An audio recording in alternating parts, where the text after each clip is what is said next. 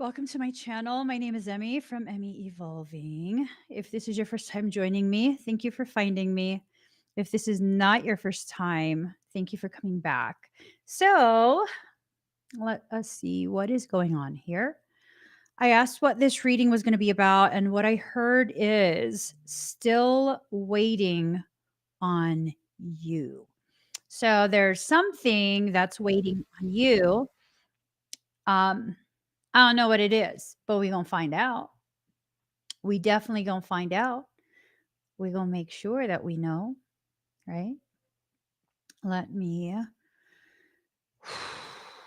gosh, there's just so much going on with energy right now.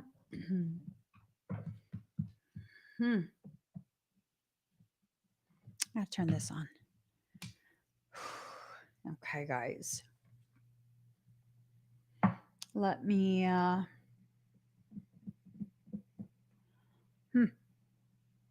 trying to figure out which cards to use for right now. Okay. No, this is what we're going to do. Okay. I've picked the decks. Okay. Here goes. La, la, la, la, la. Oh, happy day. Oh, happy day. Oh, happy day. When Jesus washed. When Jesus washed. When Jesus washed. Washed your sins away. Okay. Put all these back. Oh, happy day. Oh, happy day. Man, social media has such an effect, especially on empaths. And it feels very important to note that. I inadvertently watched a video that was very upsetting, to say the least. Very, very upsetting. And although I removed the video at like the halfway mark, I turned my phone off. Man, definitely had its effect, and it's still definitely affecting me and my mood. So, just kind of to let you guys know, my mood is a little off. It's a little off. So let's get started. Still waiting on you. So there's something that is needing your consent, needing your compliance. Whatever this is, it's causing you to feel very insecure. It's causing you to feel very, I heard the word slighted, but I also get a sense of like this feeling of almost like being disregarded or forgotten about, something along those terms. I'm not too sure, to be honest. You're going through a process of rebirth, a process where you're needing to better acquaint yourself with the ways in which you function in your life, the ways in which you haven't really been stepping into your full power. And, ooh, see that card right there. It's going to require you to ground yourself. First, allowing yourself to set some roots into the soil, allowing yourself to anchor in place, even for a short time, right? Just really being anchored in a space within the self can sometimes be the very thing that helps you to get a better idea of whatever it is you need a better idea of. There's something that either you're keeping secret from yourself, or maybe someone is not willing to share with you yet. You know,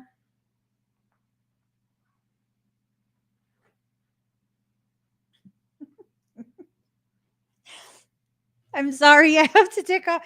I'm wearing 2 pairs of pants. And my energy is reacting to something.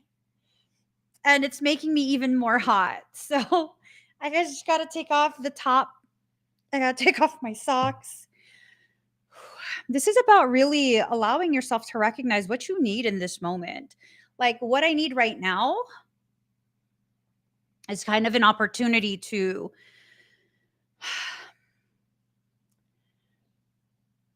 consciously cultivate the environment I'm existing inside of, right? Not just ignoring what my needs are in this moment, but really allowing myself to be aware. I mean, when was the last time you gave yourself that type of permission to be aware of what your actual need is? Y'all, I'm absolutely undressing at this point. Okay. Whew. I am suddenly that hot. Okay. So allowing yourself to be aware of what you need is a very powerful thing. For many empaths,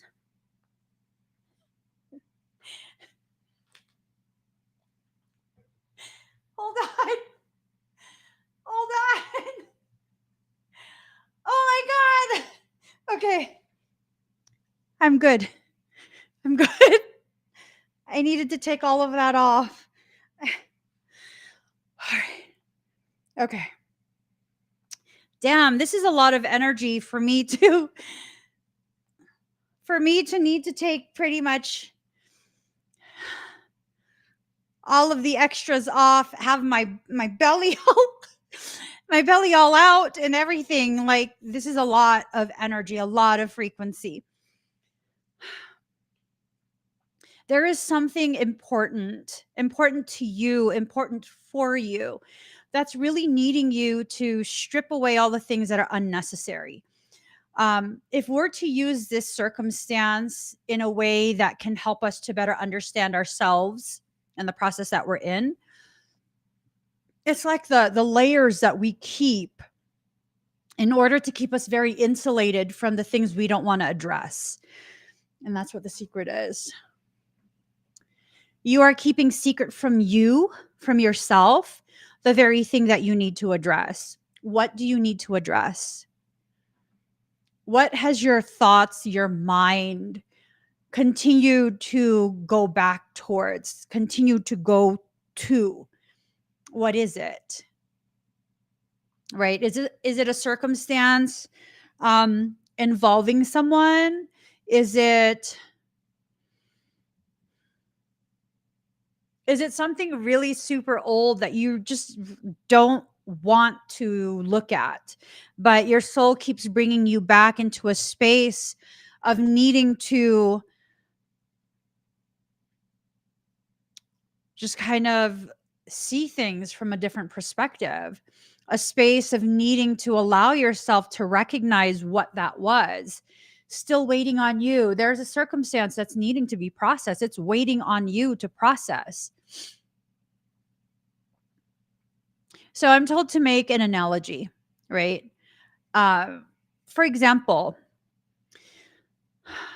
you are wanting a credit card that has a very high limit, right? It's a very, very high limit credit card. You want that, you need that. In order for you to be able to do the things that you're needing to do, you need this high limit credit card. Well, you're basically pre-qualified for the credit card already.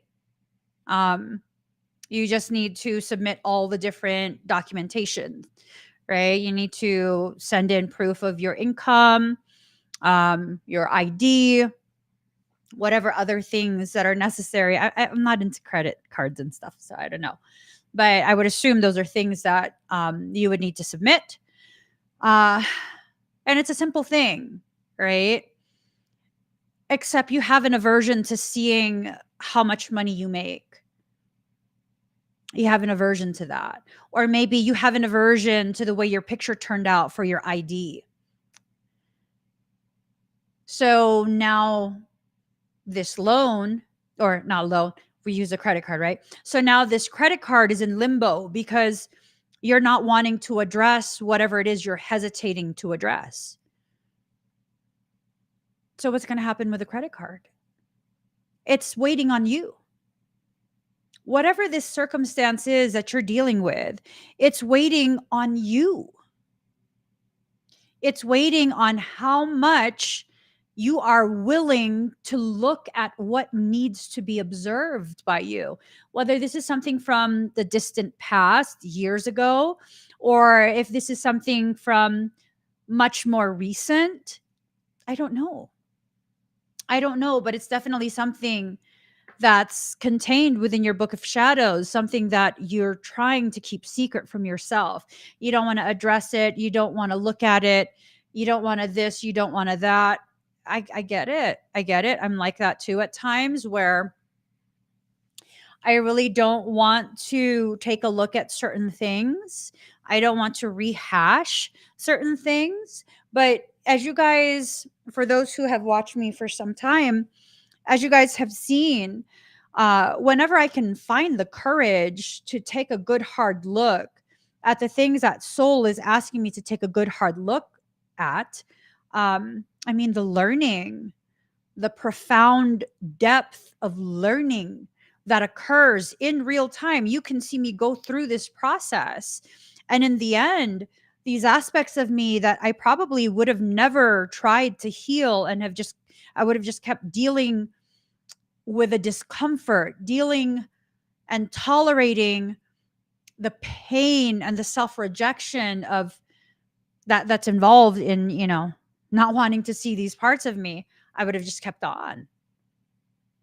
And I mean, you're free to keep on with that, but is it needed? Is it necessary? Is that, I mean, it's not protecting you because I mean, it's causing you pain. That's my logic. If it's causing you pain, then it's not protecting you.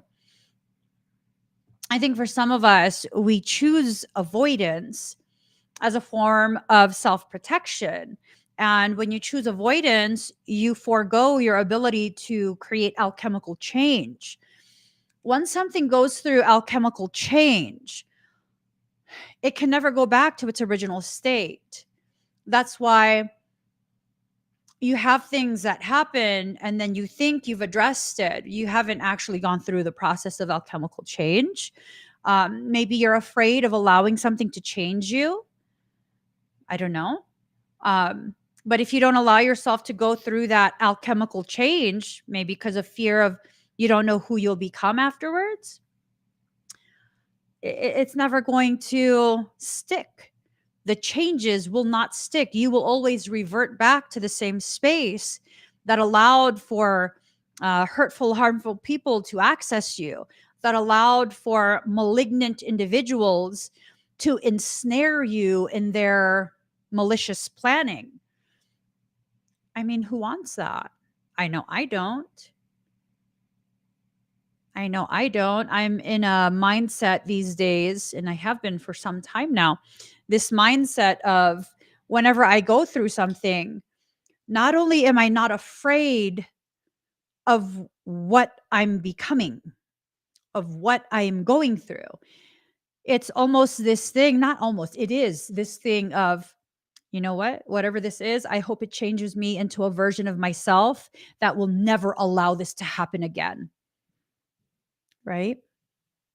That will never allow for this type of situation to even have the seed of the potential planted in my garden. Not only will I not cultivate that, not only will I not tend to it, water it, and no, I don't even want the seed to have the opportunity to be planted in my garden. Right? I was having a conversation the other day with myself, and I was noticing certain things that I don't care to discuss publicly. I was noticing certain things and my awareness of potentialities of repeating certain types of experiences, um, that definitely was out there. It definitely was super in my face, right? It was this thing of like, man, I really don't want to do that again. I don't. And as I became very solidified in my lack of willingness to repeat certain cycles and certain lessons, certain themes that have followed me through my publicly visible growth, journey, cycles, whatever you want to call it, I had to pause and ask myself, in what ways did I passively give consent to those types of situations? And it's not about blame, it's about recognizing I have the power. I do. I have the power over myself and my journey to choose different outcomes, not by allowing and then at the very end fighting to reverse what I allowed in the first place. No, I have the power to choose the outcomes by simply not allowing it to even begin. And so I had to take a good hard look, like, what is it? What is it? What did I do? What did I allow? Um, what needs to be reassessed? What is it? What is it?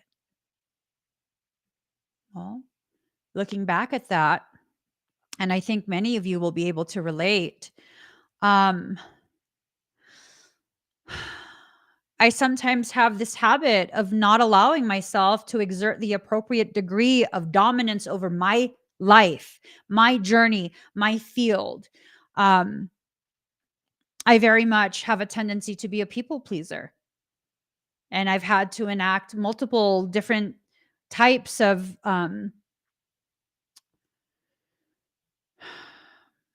policy and procedure for business first and foremost, and then secondly, really just assessing, like, okay, am I doing it again?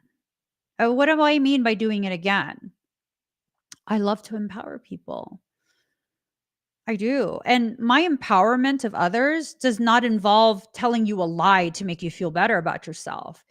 It involves me understanding, recognizing, and speaking on the potentiality I see in you and how deeply you are tapping into that and speaking honest truth, right? But what I recognize, and I'm sure you guys can relate to this, what I recognize is sometimes you will have someone placed in front of you who cannot hear the truth based compliment for what it is, just a compliment. No, instead, they receive that as like, oh, oh, you think I'm more powerful than you. Oh, I should be above you. I should, oh, you're in the way. You're in the way. Oh, oh yeah, no, I need to get you out of the way because you're sitting in my seat.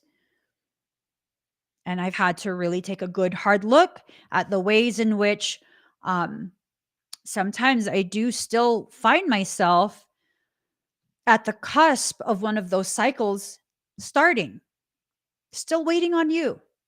Your life is waiting on you to take charge, to assert your dominance over yourself, to allow yourself to exert a certain level of, I don't know, I guess we could call it flex, right? Flexing just enough. So, whoever it is that's been placed in front of you that might start to get these thoughts of, you know, you're in my seat, letting them know, actually, no, I'm not. I'm in my seat. And maybe it's time for you to find your own seat and not being apologetic about it. Not being apologetic about it. Giving up your seat every single time to people who don't belong in your seat is not an evolved thing to do. It is not something that will help you to be a better person. It is an indication that you are still in the same cycles of diminishing yourself intentionally, of allowing people to have a very skewed perception of the gravity of you. I've gotten a lot better over the years with these cycles. I have. Am I at a point where I'm satisfied with my growth? Um, Not really, not yet. I'm getting close though. I'm getting close. I'm now at a point where when I begin to recognize these types of cycles are being initiated again, no, absolutely not. No, nope. Absolutely not. Absolutely not. I will not comply with that. I will not allow that. Is it because it's a competition? No, it's because I don't need to keep learning the same damn lesson over and over and over. It's not about competing. It's about finally reaching a place where you can accept where you are is where you belong. No, you don't have to gracefully bow out and offer someone else your seat. Where you're at is where you belong. That's where you belong. The banquet, that's for you. The feast that's been prepared for you by soul, it is for you. You can share that feast with the people who you trust, the people who mean a lot to you. But does that mean at any point ever it is appropriate for you to allow someone to continue in their erroneous belief that that's actually their party, that's actually their feast, this whole thing belongs to them and you're in the way? I think if you don't see an issue with that, you're probably still in a place where you haven't learned to actually love yourself. Someone super important to me was having a private conversation with me, and there was a little bit of this actually several people have mentioned this over the last several days. Actually, these are private conversations that I'm having with people that I trust, and it's this um arching blah, blah, blah, blah, blah, blah. It's this theme that's carrying over, that multiple people who know me well and I hold dear to me, they're seeing the same pattern, they're receiving the same message that's needing to be shared with me. And it's this message of, yes, I've come a long way with the self love journey, but I need to recognize the ways in which there have been many times where I've been forcing myself to love myself rather than just loving myself as I am, right? Rather than allowing the softness and the grace to be what it is and still having some residual fears of what if, what if people can't? What if people don't want to tolerate that? They don't want to see that. People have a very specific expectation of someone like me, someone who maybe they classify as spiritual, or someone who they take one look at me and they see my aesthetic and they assume that I would be, this very stereotypical um caricature of what Asian women are, some type of fetish, some type of like, I have to be docile. I have to not be willing to fight back. I have to be quiet. Like, those are caricatures. That's not a real person. That's a character that's being portrayed regarding women who have ancestry from Asia, Austronesia, right? No. The time for that, for playing these roles, is gone. Again, soul is still waiting on you. Soul is waiting on you to decide, to invoke what you want to happen at the time that you want it to happen. This is indicative of how soul is providing you the opportunity. Oh my God.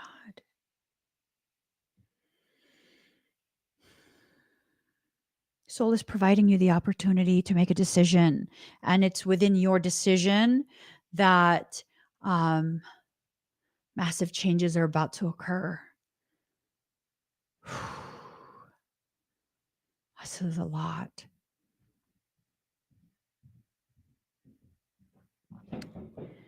This is a lot. As an empath, how many of you feel as though you're responsible for things you really don't have control over? How many of you feel responsible for the actions of others? Responsible for the way things play out, things that you're not even participating in, things that you're not being asked to participate in. How many of you feel responsible for that?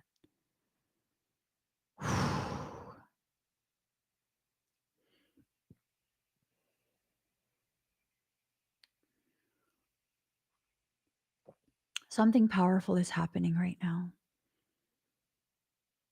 I don't know if you can feel that movement through your central channel. For some, it might register as a rising up of like an acid of some kind, right? It feels like it's burning its way up. There's a little bit of that nausea. There's a little bit of that, like, oh, God, what is this going to lead to?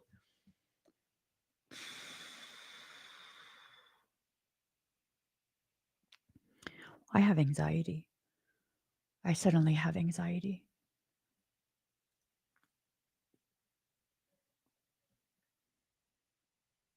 I don't know what this means. I don't know what this means, but it's something, it's a feeling, a perception, an awareness that cannot be cleared. It is something that you're needing to feel, needing to be aware of, because it's needing you to cultivate.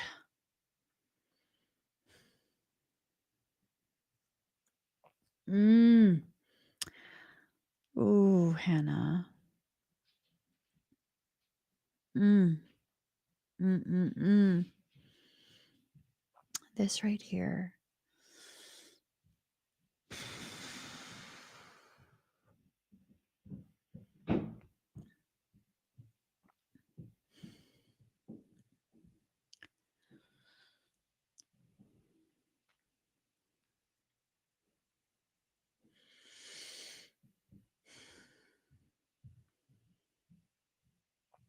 I can't even read it out loud because I don't want to be triggered, despite the fact that I already am.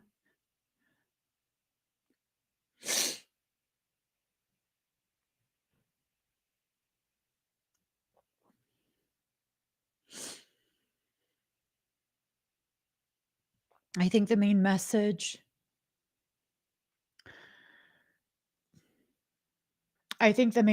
has to do with understanding your rightful place, and that your expectations of yourself sometimes are not compassionate to you. That sometimes you take too much ownership of things that don't belong to you. Decisions, actions, and outcomes that were not entrusted to you by creation.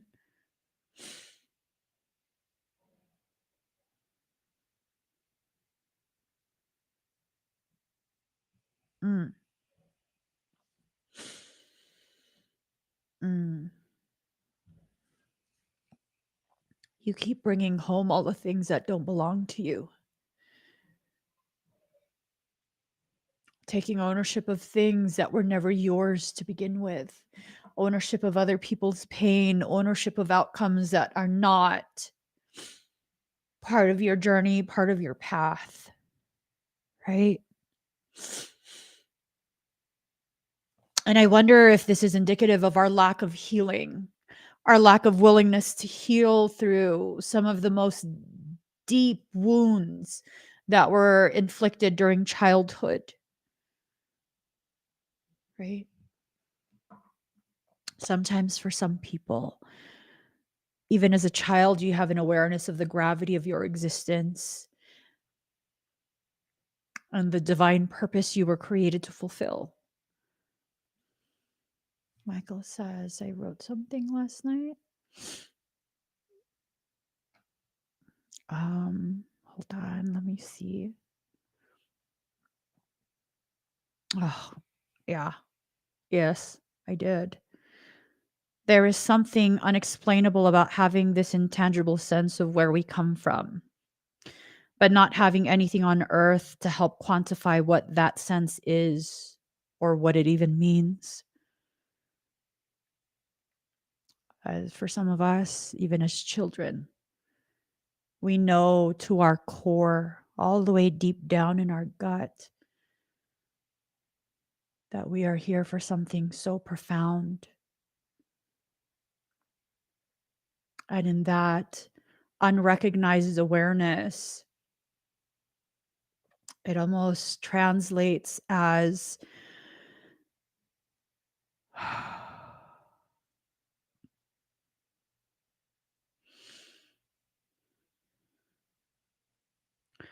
a need to save a world bigger than what a child could comprehend.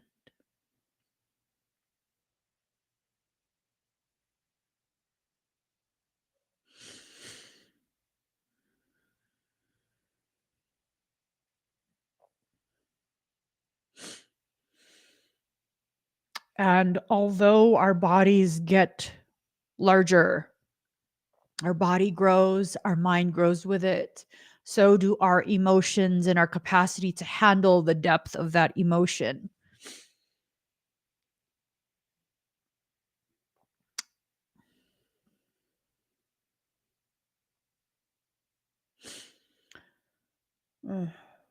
Do we ever really exit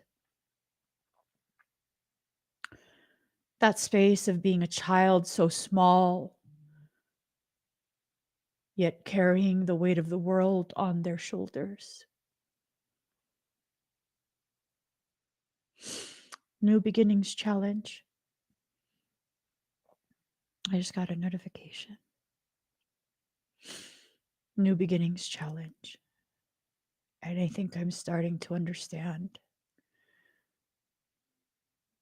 as part of the decisions that I don't want to talk about publicly, it involves giving my consent to certain things that I have a hard time understanding why it's necessary. I understand it, but emotionally, I don't accept it.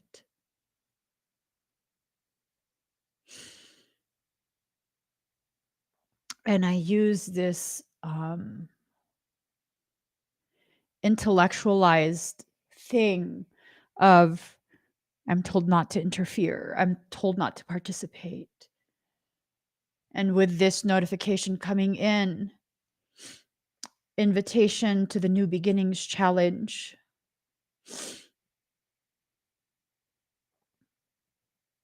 ushering certain things along, is not interference. It's proactively ensuring that the new beginning comes forward expeditiously.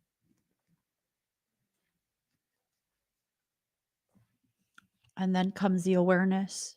It was 33 minutes, 33 seconds, 50 viewers at 2:32. Then comes the realization of, maybe that's how I'm supposed to use my personal power over my personal journey, making a decision that's been waiting on me. Maybe soul needs you to make clear that you are fully on board with what it is you are tasked to do, tasked to participate in. It's hard. It's hard. Updates towards support. Ooh.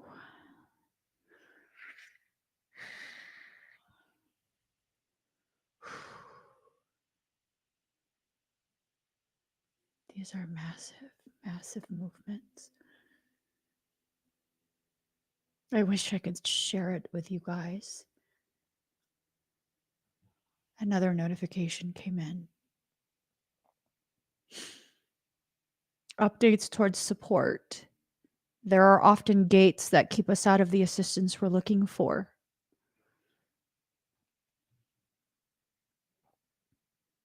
Which is not ideal, as many of us are scraping by these days.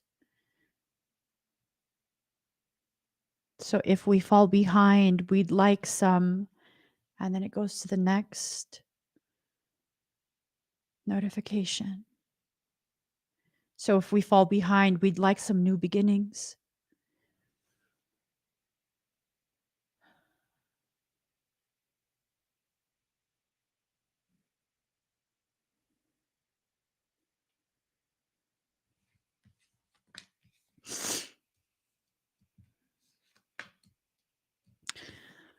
A new romantic cycle begins, but it's in reverse. And this is telling me what's the opposite of romance?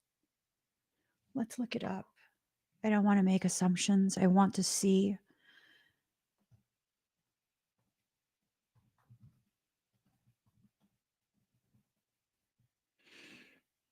It's like hatred. A new cycle of hatred begins. Don't let pride get in your way. I think for many of us, we've allowed pride to be at the forefront of everything.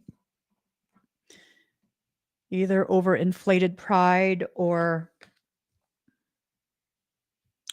pride that causes us to feel as though we are responsible for the entirety of the world. Look at the bigger picture, but again, it's in reverse. Right? We're so zoomed in to specific things. There was something profound. Hold on, I have to find it. I have to share it. I have to find. Let me see. Okay, there are three ways to keep people stuck. Get them focusing on things they can't control. That's number one. Okay. Number two, focus on the things you don't have.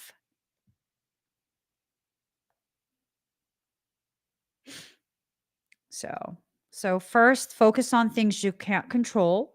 Second, focus on things you don't have. And then third, and this is the second one is all about projecting out into the environment, right? Getting you stuck in the past or the future rather than being in the present, getting you super fixated on either the past or the future. Does that sound like what's happening right now? How many of us are stressed out, upset, um, to some degree destabilized by the witnessing of things we cannot control? How many of us are also being further destabilized by being hyper fixated on the lack that we are experiencing, not having enough, not knowing if we will? And then, third,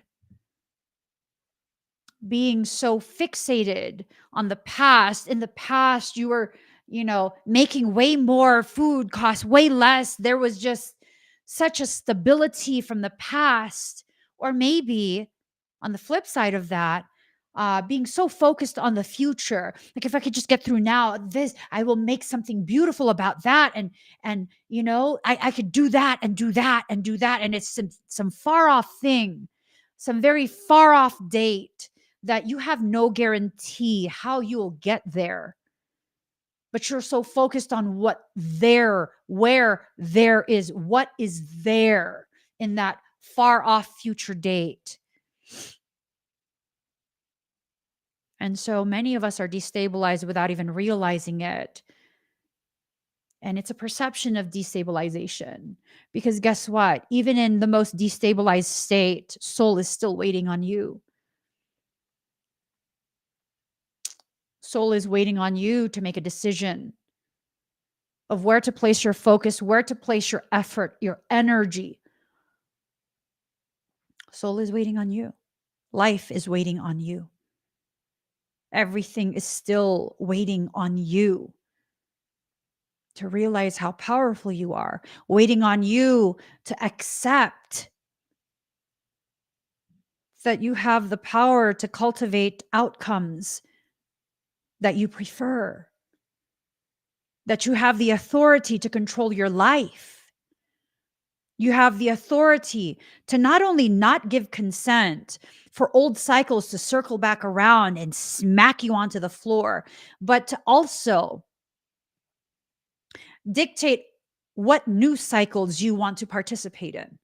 I said to you guys at the very beginning of this, I was becoming aware of certain cycles, kind of like, trying to reestablish itself, trying to become a part of whatever it is, my awareness, my process, cycles that in the past have involved other people attempting to remove me from my rightful place, from my own lane that I always stay in. How do I stop that? Sometimes the only way to stop it is by really allowing your authority over yourself and your space to be felt, to be experienced by the very people who are, to some degree, starting to consider that maybe their rightful place is where you're at right now. It's not about competition. I fully believe there is room for everyone to succeed, to thrive. This is about understanding certain cycles are about to repeat.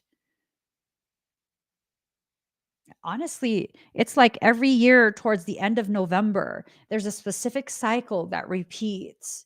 It's a specific cycle that usually I become aware of it the start time of like November, early portion of November, late October. I become aware of it. And in my hesitation to nip that shit in the bud, because I don't want to hurt people's feelings. I don't want to discourage. I don't want to, you know what? It's not even about hurting people's feelings. It's not even about discouraging. It's about understanding. Your soul is waiting on you to make a decision. Are you going to allow this toxic cycle to repeat again this year? Are you? That's something you have to decide. Only you have that control. Are you going to allow it to repeat again? And you're allowing it to repeat again by not taking proactive um, measures. Okay. Not taking proactive measures. I don't want these cycles to repeat again. I don't want these cycles to repeat again. I'm good.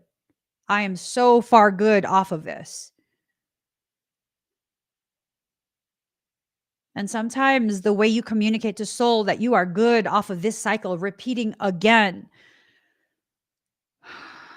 has a lot to do with you actually exerting some dominance over yourself, over your field, over your energy, over your path, over your potential, over the things that you are building for yourself.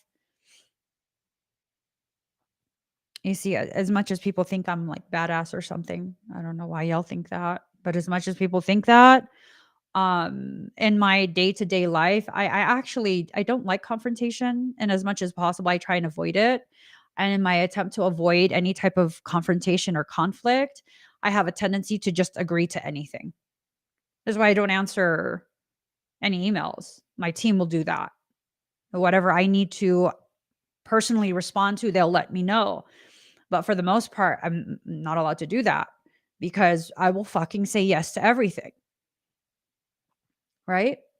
So, me knowing that about myself and being honest with myself about the fact that I still do that is powerful because then it opened up the potentiality for me to have conversations with my team like, yo, guys, I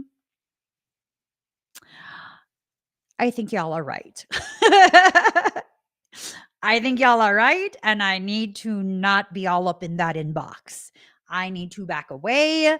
I need to just mind what my duties are and have it be that way because I have not done enough work to go ahead and properly sufficiently address the people pleaser in me. That still exists. That still exists. And not to the degree of toxicity that it once was, but it absolutely still exists. Right? Recognizing where you're at, acknowledging what you are in this moment, how you are in this moment. Ah, it's important. It's important. So important. So important. I've seen the ways in which I've grown, and I hope you've grown to the same degree that I have over the years because, man, it's not very often these days that Um, Someone will just come on and begin asking me for things and actually expecting me to be like, yeah, no, let me stop everything I'm doing and cater to you. um, and it's really been a thing of me experiencing that a bit lately, which no, that doesn't necessarily upset me. Um, I see it for what it is. It's been giving me opportunities to really be like, do I need to respond to this? No. Keep it moving. It's just a question. Why are you going to allow yourself to get triggered to that degree? Oh, that's right. I've already addressed this within myself. I don't need to be that reactive to it. Right? I need to acknowledge like, oh, I'm not okay with that. Okay. Keep it moving. Right? Because I already know I'm not going to give in to that. Like at this point, I'm not going to. Right? So that's been very healing. Thank you, Megan. Um, I think as we begin to see the ways in which we've grown and give ourselves the credit, um, it reduces the wait time for soul to get you to really be on board with a lot of the different things that soul is wanting you to be on board for. Okay, a fiery climax approaches. Things are about to get very heated. You know, we have this Aries energy. We have Aries energy all up in this. So if you don't get ahead of this by simply acknowledging where you're at, what you've worked on within yourself, how successful those efforts have been, what else you need to work on, you know, um, there's just there's a need to keep some type of internal record of the process you're in, right? And as you do that, once this fiery climax is in front of you, you can be like, okay, we knew this was coming. All right. I'm ready to discuss with myself what I've done, what I still need to do. And I can begin instructing my own emotions and my own thoughts like, okay, yes, I might be feeling this way right now, but right now is not the time to process that. Right now, I'm going to consciously choose to funnel more of my energy into the things that I can control, the things that I can positively impact, the things that are beneficial for first my local environment so that I can be reassured, so that I can see the tangible outcomes that I wanted to happen happening in front of me, right? Like earlier today, before I went live, again, I was watching videos and I was just thinking to myself, gosh, it's been so long. It's been quite a few days since I've seen like really upsetting content pertaining to certain current events. Um, I'm wondering if all of the coverage is now being completely censored. And then I scroll up on my phone. Wouldn't you know?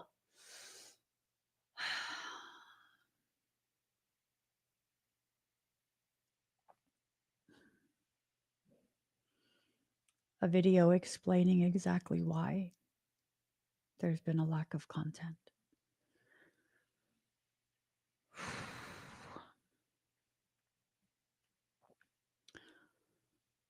Mm. It was disturbing.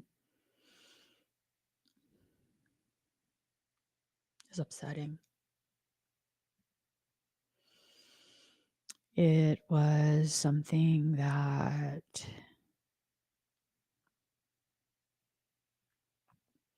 I still feel the reverberations.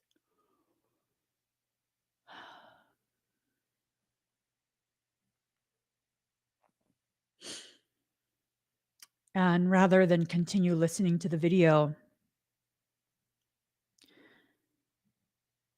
and then being beyond triggered to the degree that now I'm on a rampage, verbal rampage, and instead I just locked my phone and I was like, you know what? I'm not doing this today. I'm not doing this right now. I need to focus on the things that I can actively change. And it's not about ignoring what's happening, it's about understanding the hierarchy of priorities.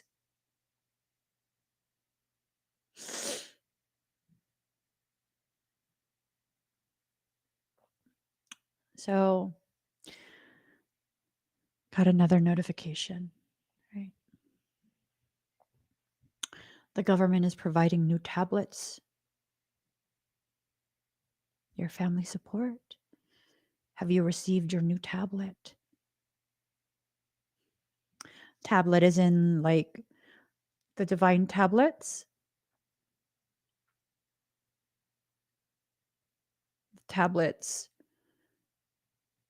that contain the histories of creation. Those tablets. Emerald tablets. Which tablets are we talking about? The newly written, newly forged tablets full of lies? Which tablets? And I think right now, a lot of what we need to do is really seek the most authentic parts of humanity, the most authentic parts of ourself. A new start is coming.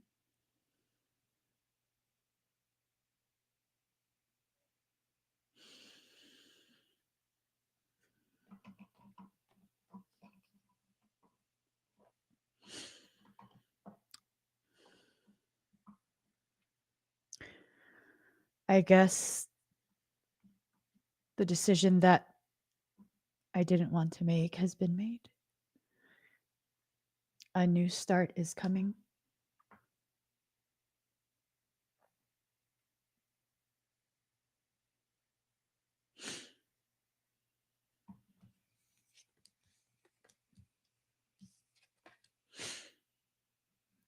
So, a time for healing is approaching.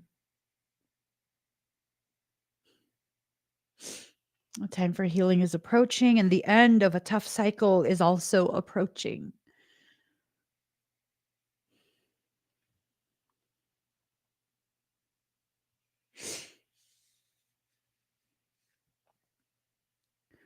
If we're really done,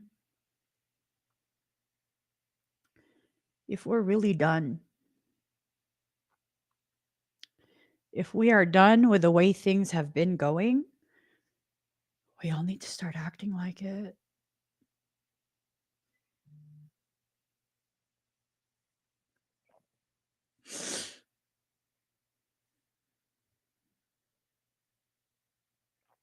We all need to start acting like it. We all need to start holding ourselves in such a way that makes it clear we will not be taking any more.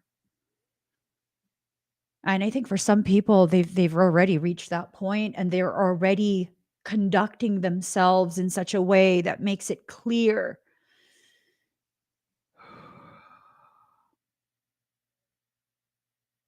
that we're not taking any more. What else needs to happen? What else needs to happen for you to start moving in ways that really matches up with what you've been saying that you're done, right? Years ago, I had a conversation with Michael, and I remember it was an intense conversation. I don't remember what it was about anymore, but man, it was intense. It was intense. And there was this communication of your words should simply serve as a reiteration of what your actions have already communicated. Your words should simply serve as a reiteration of what your actions already communicated. Oh, there's so much I would love to say. There's so much that I would love to share.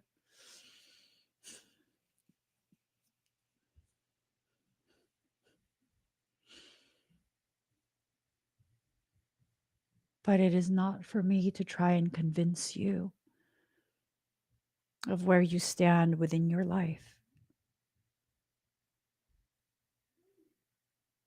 It is for me to encourage you to see the ways in which life is still waiting on you. Soul is still waiting on you. All you have to do is make a decision. And as you make that decision, your actions should communicate what your decision is, and your words serving only as a reiteration of what your actions have already communicated. You're done.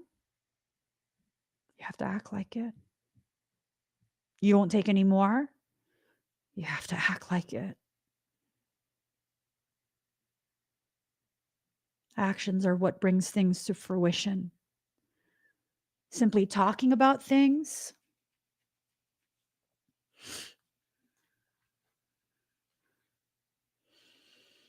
it's not enough. Simply having good ideas, plans, that's not enough. Nothing will come of this situation until you fuel that, until you add the fuel to that.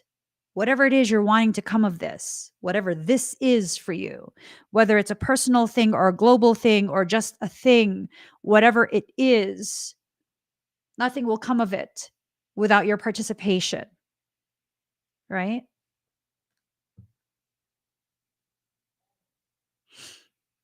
So let's speak in a hypothetical manner. What if there's another mandate for things that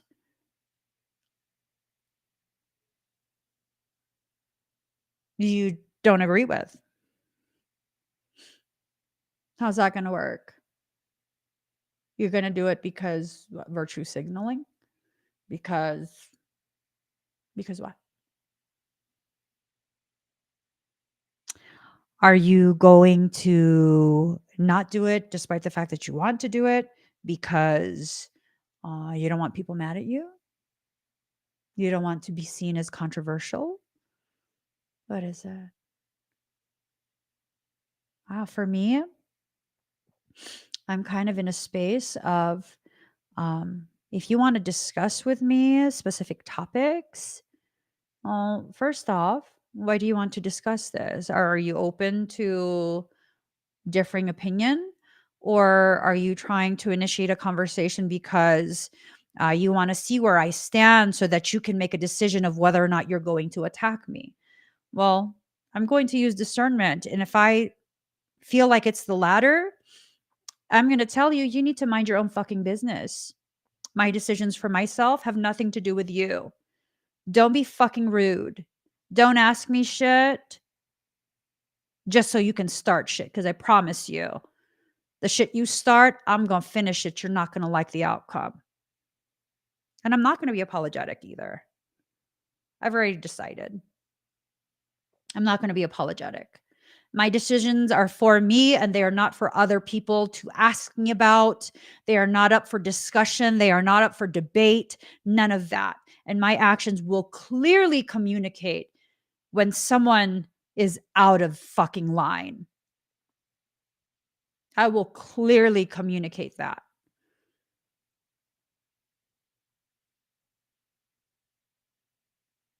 You have a right to withhold information that you don't want to share. No, it's not you being secretive.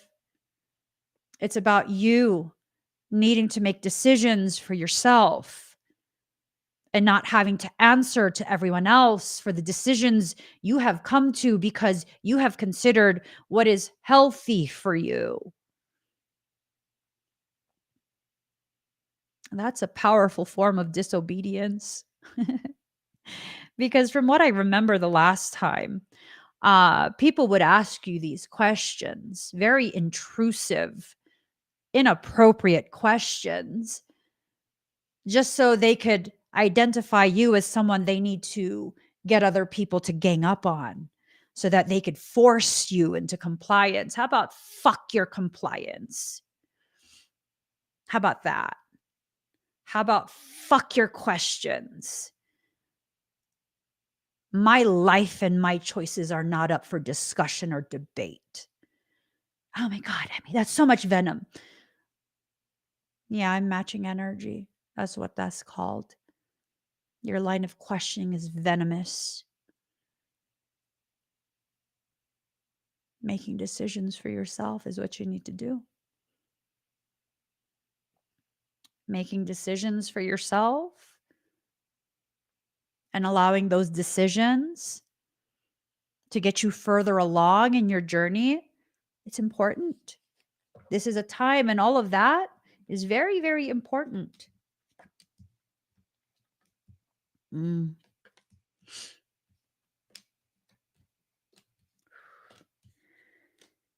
Damn, the world is upside down. Literally. The world is upside down.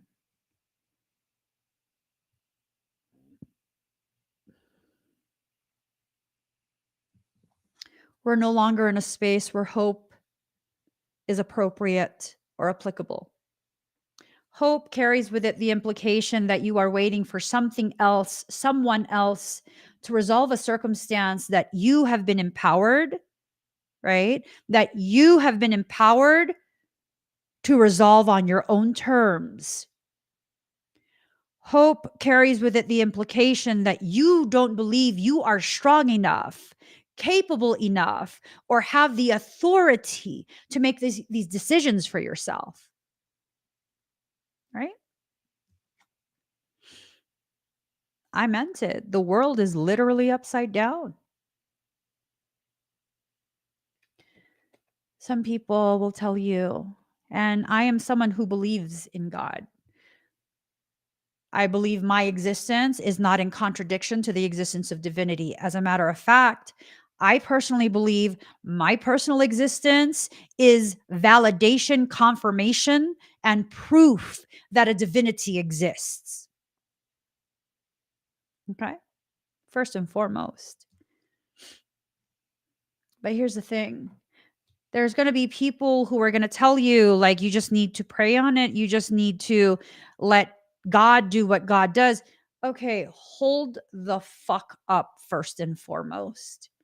Were you not made in the likeness of God? Do you not exist as a representation of a specific parameter of God's consciousness? It might be a small little shard, but it's still a parameter that you can operate within. What does that mean? That means do what you need to do to be a living expression of this divinity. Do what you need to do. Do what needs to be done to continue to honor the fact that you exist as a representative of this specific part of divinity. If I see someone suffering, I'm not praying on that. If I see someone suffering and it reverberates within me, I'm doing what I can to fix that. Because that's a part of God that lives inside me that's like, no, this cannot be allowed to continue. Something needs to be done. What is within my scope of capacity? How can I help? What can I do? Because the part of God that lives inside me is like, no, this cannot be allowed to continue. No, this needs to be rectified. And you guys have witnessed me do that over and over and over. During the years that I've been publicly visible, you've seen me do this. This is not me on a soapbox talking about shit that I don't live.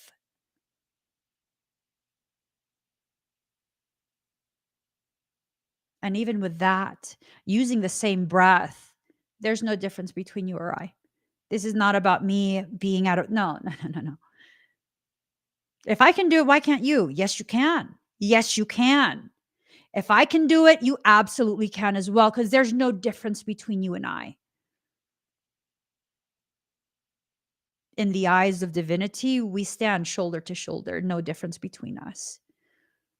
Not even half a footstep in front of you.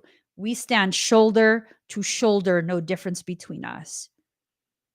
And I think when people begin to recognize this, when people begin to see the reality of the truth I am speaking right now, you then step into a space where you're no longer willing to hide that shadow self, that part of you that you hide. Why would all your power be contained within the shadow? Is it because it's evil? No, not at all. There's a difference between shadow and evil. Shadow is merely a differing positioning on that plane of existence between the polarity of darkness and light. You're just on a slightly to the left, slightly. It's the same thing, right?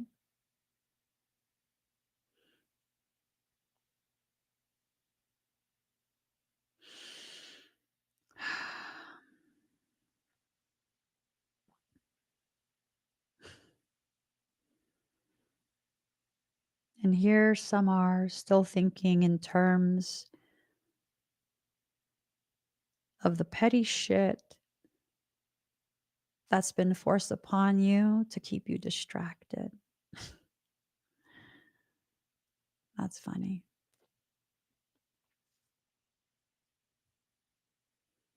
That's funny. And I choose to see that as funny because if I don't see it as funny, then it becomes something that makes me angry. And I'm not willing to waste my energy on anger at things that I don't need to involve myself in. My energy needs to be used in the way that I decide. My energy and my focus, the fuel of my emotions, need to be harnessed by me intentionally and used with intent for things that sets my heart on fire, things that I know will make its way around the world and change the world without me even trying. Right?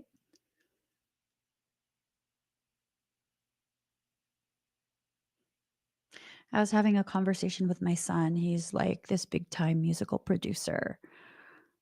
Um, and it's this thing of, he's created genres of music. And unfortunately, in certain industries, you don't get the credit that's rightfully for you, right? You just, that's how some people are. They don't give you credit for the ways in which you inspired, the ways in which your heart and your passion created something that inspired them. And, I shared with him that, like, you look at the work that I've done, um, way back when I was first publicly visible, people thought I was fucking weird. They're like, "What's this weird ass girl doing with her hands? Like, what is this? Is she like doing Tai Chi? Like, what is this? She's fucking weird. She talks about weird shit. Like, what are these words she's even talking about? Like, I don't understand her. Like, what the fuck? This girl is weird." And I didn't allow myself to be offended. It was just like, it's okay. In time, you'll be ready to hear. Maybe not today, maybe not next year. Might take you a few years. I promise you'll be back and be like, I get it. Holy shit. I get it. And you'll want to talk about the things that I was talking about years ago that you condemned me for, judged me for, and used your erroneous judgment of me to talk shit about me. That's okay. I mean, your behavior is not okay, but it's okay that you are you, just like it is okay that I am me.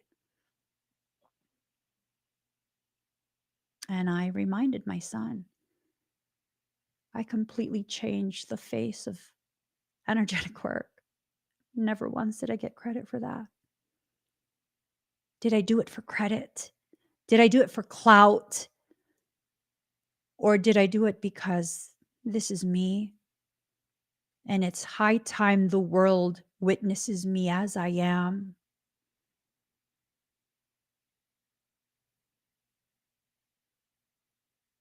It's high time for the world to witness you as you are.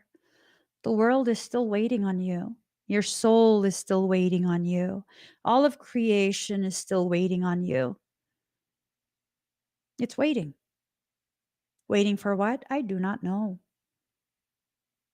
Waiting for you to make a decision and stick with it. Waiting for you to finally choose yourself, your journey, your learning, your growth, your purpose. Waiting for you to sit in your rightful place, wherever that might be. It's still waiting. And it's going to continue to wait. But I will tell you, as it waits, soul, the world, life is becoming very impatient. You've had plenty of time to consider things, to mull things over, to come to terms with the reality of your gravity. It's been waiting a very long time. Very, very, very long time. It's been waiting for you to get over this crippling fear you have of people seeing you as you are. I know for many of us, we're still afraid of how people will receive us if they see, if they know. I mean, I get it. I've experienced that for so long, that crippling fear, that hesitation, that very pronounced awareness of my desire to hide myself, hide how I am, who I am, what I am. Baby steps, very tiny steps, baby steps. Baby steps might be slow progress, but it is still progress. It was a huge deal for me to share on a recent live stream. I'm not part of the collective. I exist outside of it. Yes, I am human. Consciousness wise, I am not part of the collective. I come from a different type of collective, one that's created strictly for service, one that is empowered to such an elevated degree, not because I am more loved, not because I am chosen, but to facilitate the service I was created to fulfill. I know my proper place. It is right beside you, shoulder to shoulder. No difference between us. That is the only proper place that I belong. Yep. You're waiting for a celestial teacher. There isn't one coming.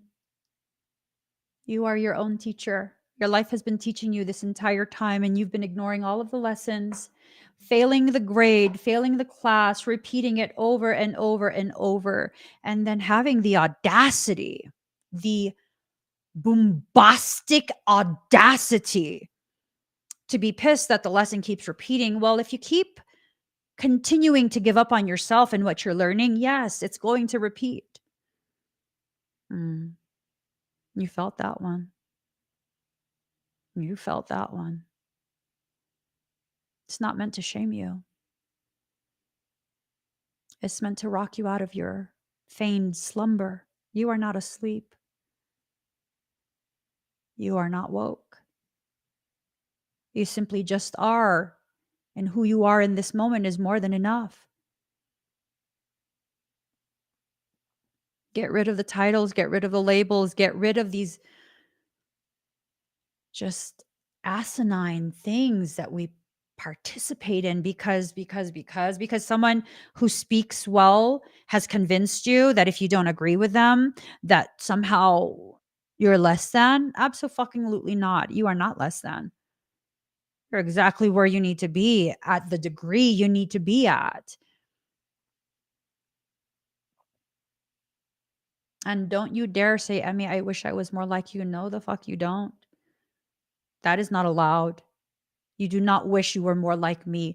You wish you could give yourself permission to allow the parts of you that serve as a reflection of the parts of me that you like. You wish you could allow that out.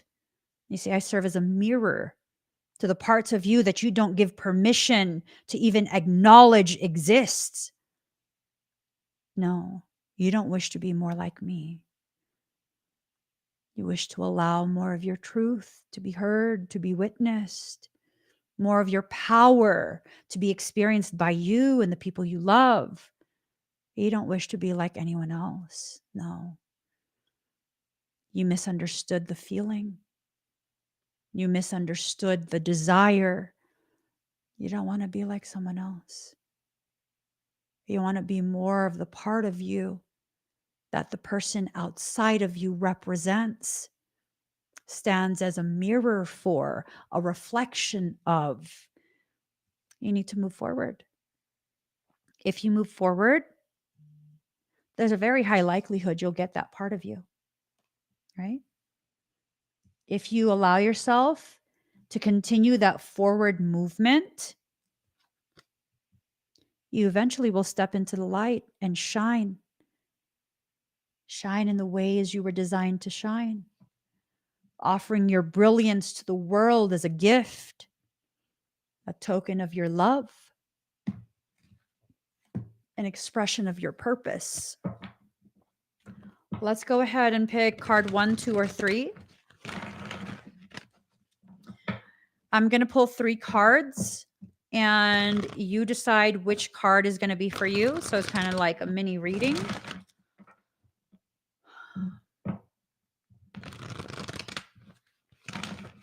So hashtag 1, 2, or 3. Let me extra shuffle this deck. Extra shuffle.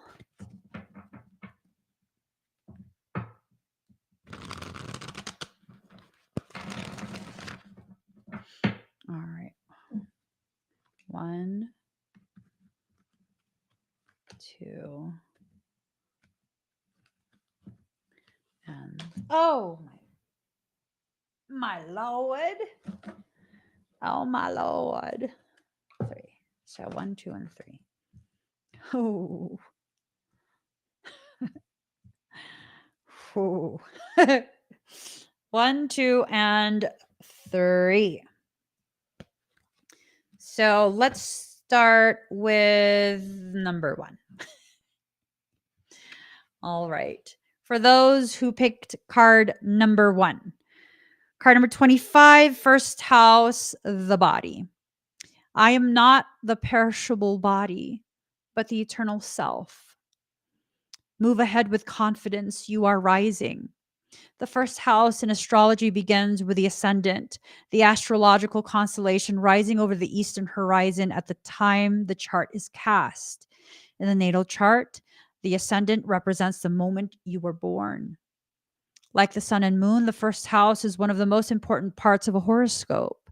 The first house represents your physical appearance, how your body works, and where your strengths and weaknesses lie. It is the beginning to everything. The first house is also the mask that everyone else sees first. Although the first house is a house of self, it's also the persona you project. It's how you relate to the world first. So, how are you relating to the world? What mask are you wearing?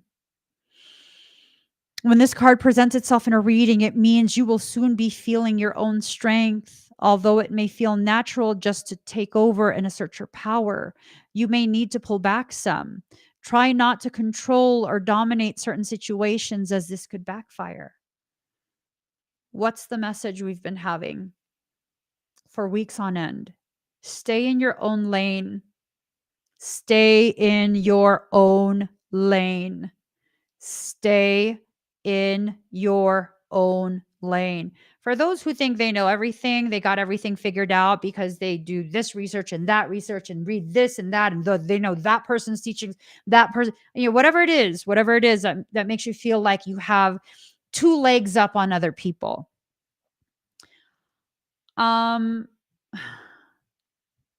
This is going to come out abrasive, okay? I'm giving you guys advance notice. This is going to come out abrasive. Ready? Who the fuck do you think you are? You don't know what someone else needs. If you can't even recognize that you need to stay in your own lane, you have no place telling someone else what they need because you don't even know what you need. I told you guys it was going to be abrasive. Yeah. Unfortunately, there was no other way that I could think of to communicate the gravity of the message.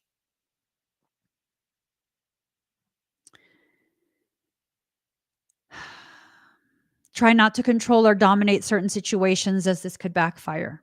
Okay. That's a very clear message. More positively, people may feel comfortable now with you as their leader and they won't mind following your lead. It's important that you don't abandon your goals now out of boredom. Presently, you'll start something with great gusto, but you must follow up. You need to finish all that you start. Okay.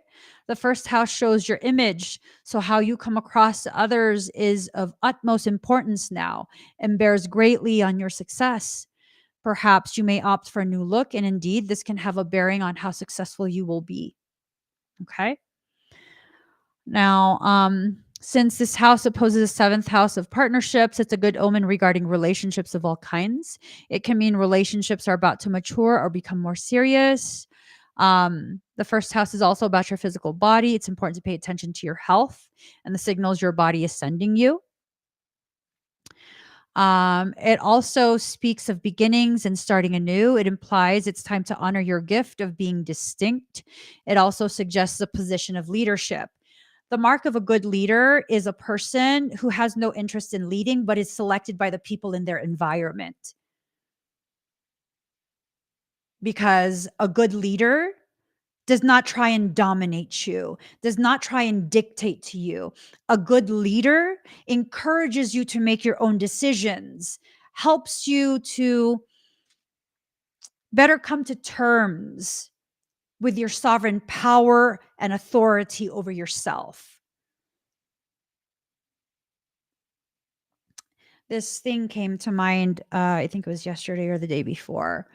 There was a situation many years ago. I was part of a spiritual community, and um, I was just part of the community. And that's how I saw it. And I remember there was a circumstance where a person was really going out of their way to privately tear me down, like creating group chats to spread full on lies about me, right? And it finally got back to me. And I was just like, you know what? I know how shit went down. I know exactly what this is. And then there was another person that this individual did the same shit to as well. And so me and this other person were talking and we're like, yeah, no, this is what happened. And they're like, yeah, well, shit, this is what happened to me too. It's the same shit. And I was like, I know. They're talking shit about both of us. And it's like, it is what it is. It is what it is. So me and this other person, we go on a live stream and we're, because we're both frustrated. It's like, hey, let's speak in hypothetical terms. And we're sharing some of the stuff. Again, not bringing up anyone's identity, just speaking in hypothetical terms. And this person comes onto the live stream and is like, fuck you both. And I was like, are you saying it's you? Right? I wasn't saying nobody's name. It was messy. It was definitely messy. It was intended to be messy. And they're like, fuck you both. And I was like, are you saying it's you? Because we're speaking hypothetically. Are you saying it's you? And of course, the person gets off the live stream. And I'm cracking up at this point. I'm cracking up at this point because they didn't know that I have petty Pisces in my chart.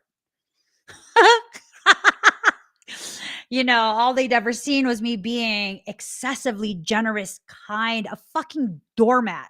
Right. And I was okay with being a doormat. It was just like, I just want to be nice to people.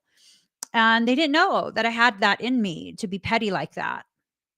And I would have never spoken about it, like identifying them. That's just not, yeah. But yeah, no. So, and I'm cracking up. We on the live stream, and me and this other person who experienced the same thing as me, we're cracking up. We're like, I can't believe they totally like, why even comment? No one would have known it was you. I was just kind of cracking up about it. And it was a wonderful way for both of us to kind of just like release all of these feelings of like tension and anger. And it was just like, you know what? Fuck it. It is what it is. Who cares? Whatever. But what stuck out to me was that there was someone who then messaged me privately and tried to shame me and be like, I can't believe you. You can't believe what? Because you fucking believed all the lies. I know you were part of the group chat. I know you're not messaging me to stick up for a person who has been this horrendous towards me, despite how much I've already given. And I remember they were like, and you're not a regular person. You are a leader of this community. And for you to conduct yourself in that way. And I'm like, bitch, I didn't fucking ask to be a leader. I'm not trying to be a leader. All I've done is be supportive and giving. Like, who the fuck are you to talk to me like this? And they were like, whether you chose it or not, you are a leader. And I was like, ew, that's fucking ugly. And I will say, at that time, not only did I not want to be a leader, I didn't believe I had the capacity to be a leader. And I felt like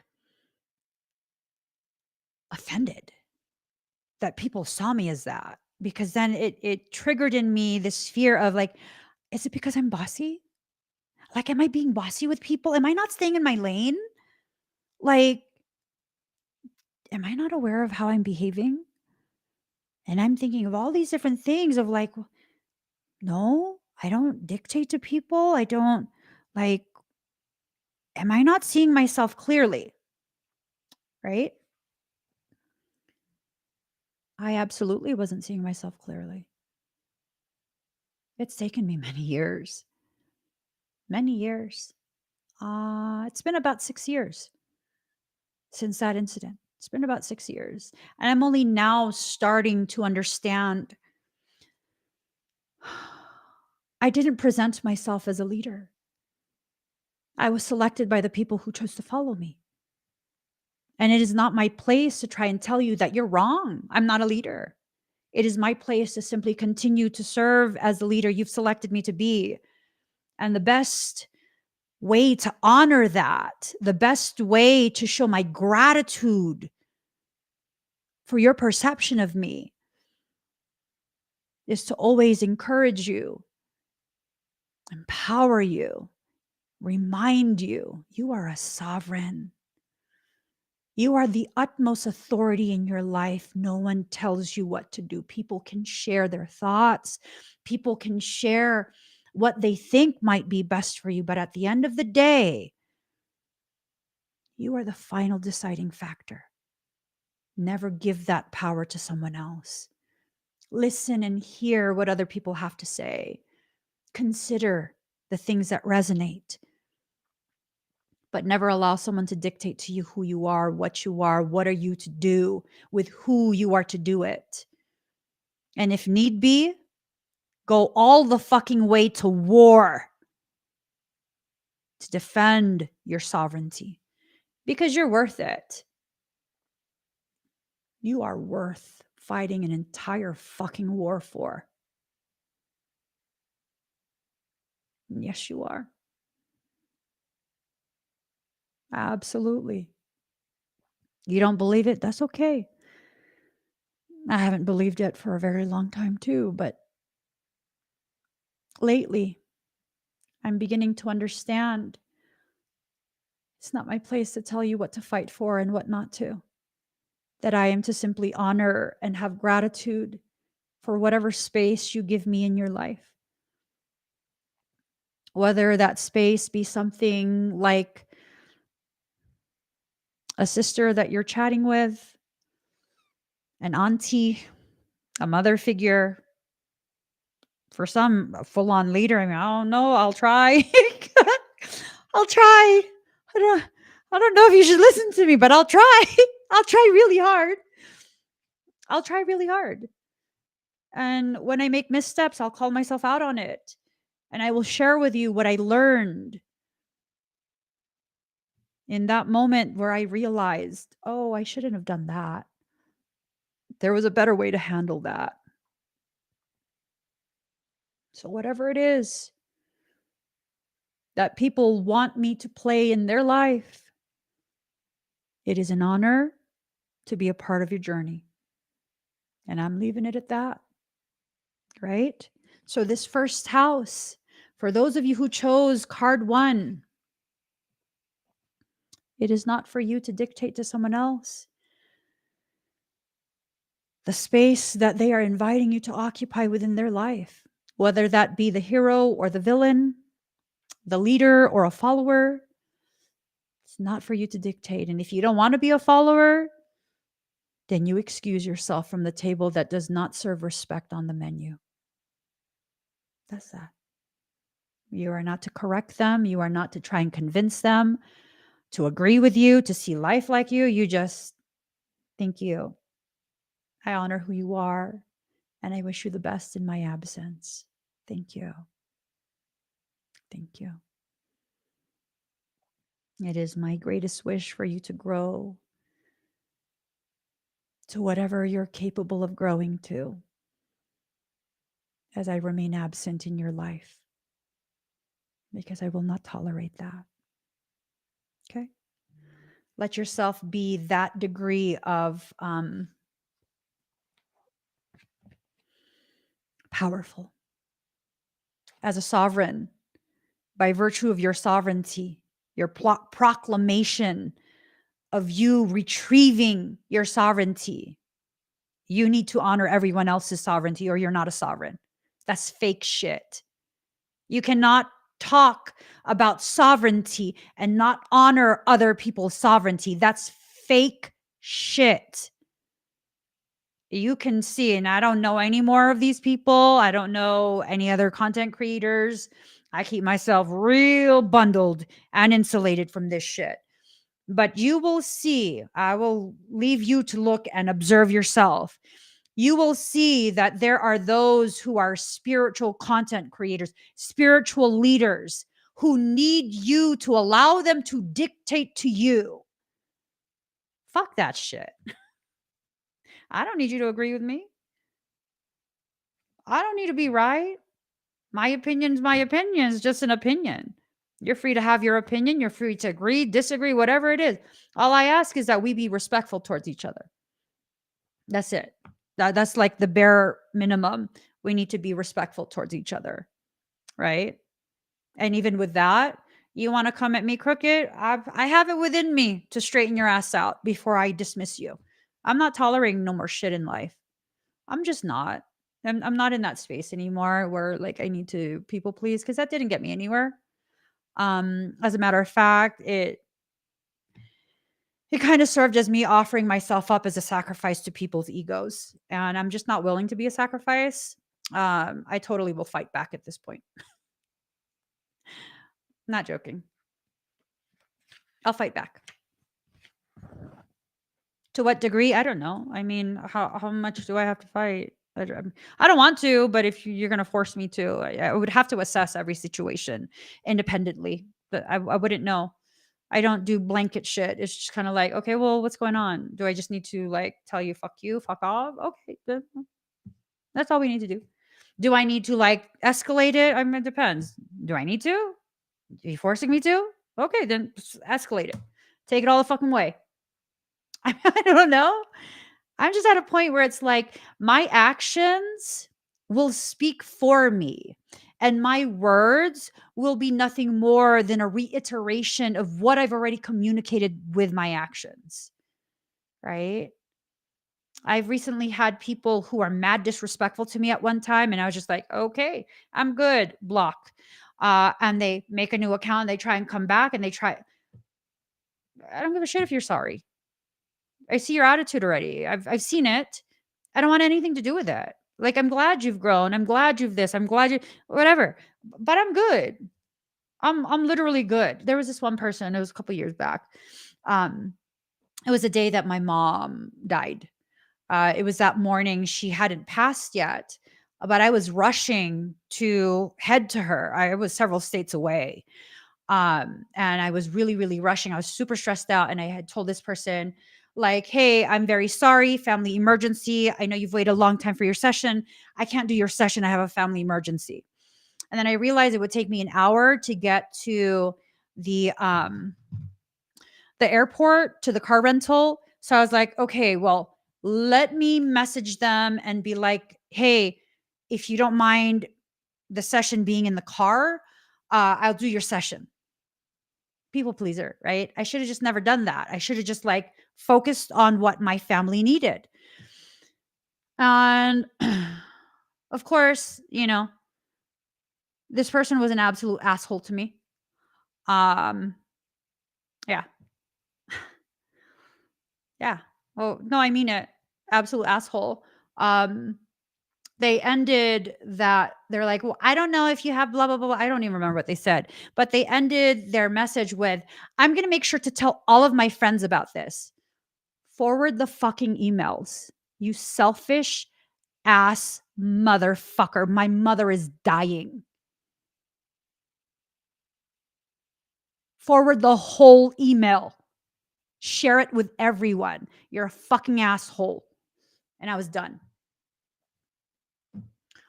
I probably could have handled that better, but that felt appropriate to me at that time. It did. It felt appropriate.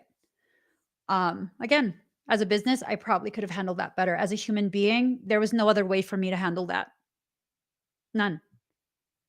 So my mom ends up passing later that day. And then a couple of weeks later, maybe a couple months, I don't remember anymore. Same person messages and is like, "Oh, Emmy, I've learned so much. Can I please book a session? No one else can give me a reading like it." No, absolutely not. No, no. I'm glad you've grown. I haven't. I haven't grown.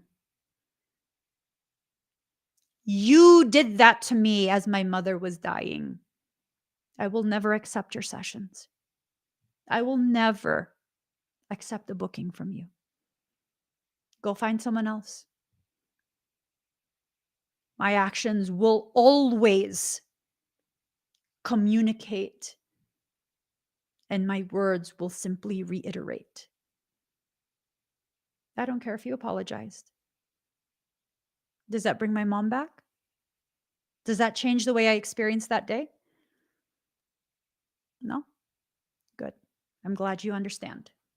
That's the same answer you're going to get every time you ask me if you could have a session with no, no, no. And people will tell you, like, oh my God, that's so petty. You need to get over it. No, I don't need to get over it. That's not me holding a grudge. That's me understanding my value and that certain people are not capable of understanding the kind of compassion I need as a human being. I'm good. I'm good. I'm good. I'm very good off of things like that, where a person knows you're having a family emergency. I don't just randomly cancel sessions. I know how long people wait for their session, and I have gratitude for their bookings. It takes an actual emergency for me to not do the booking as scheduled. And so when we get to a point where we see how someone not only disregards your humanity and your needs as a human, they also threaten to besmirch your business because they didn't get their way. Fuck that. I'm good. I'm good. I don't need clients like that. I just don't. I don't. When people lack integrity, they lack integrity. Of course, they're going to say whatever they can say to erase the way their mask fell. And you got to see the real them. I'm very good at reading people. Very good at reading people. People can try and change, but it takes one hell of a trauma and massive effort to change the person that you are. That's the reality of it. You're not going to change just because you choose to. By the time you're 5, the person that you are is solidified. And every single event that you experience from that point forward simply further solidifies the person that's already been formed by the time you're 5 years old. I'm not here as a messiah. I'm not here to change people to be better people. People are who they are. And it's up to you to decide whether who they are is appropriate and compatible with who you are. Again, you don't tell people they need to change themselves. You make decisions based on your awareness of compatibility or lack thereof. That's the only thing you can do. Okay? So, card number 2, Mars, Force. War does not determine who is right, only who is left. The Mars card suggests there is something you may have to fight for. You're worth a fight. What if what you have to fight for is you? Right? Named by ancients, the bright and burning one, Mars is considered an inner planet. So that means it's capable of being seen by the human eye. Mars makes us shove hard in a way the other planets don't. One might call him the bully among the planets. Mars is the ruler of sexuality and aggression. It is a lustful planet that drives us, also allows us to face the difficult challenges in life and to follow our passions, no matter what stands in the way. If we did not have a Mars, we could not know how to fight. And just for an official disclaimer, Mars is my soul planet. I'm fully into my Mars at this point. Fully into my Mars. I don't want to fight, but I know how to. And if it's needed, I will give myself permission to. And this is the very reason why I go out of my way at this point in my life to not allow myself to be in environments that will cause me to feel the need to fight. I control that. For example, someone that you know who always like, no, they always got some shit to say to degrade you in some way, right? They be snarky with you. They make these little comments. You can feel that it's part of their goal with almost every interaction to kind of chip away at your worth.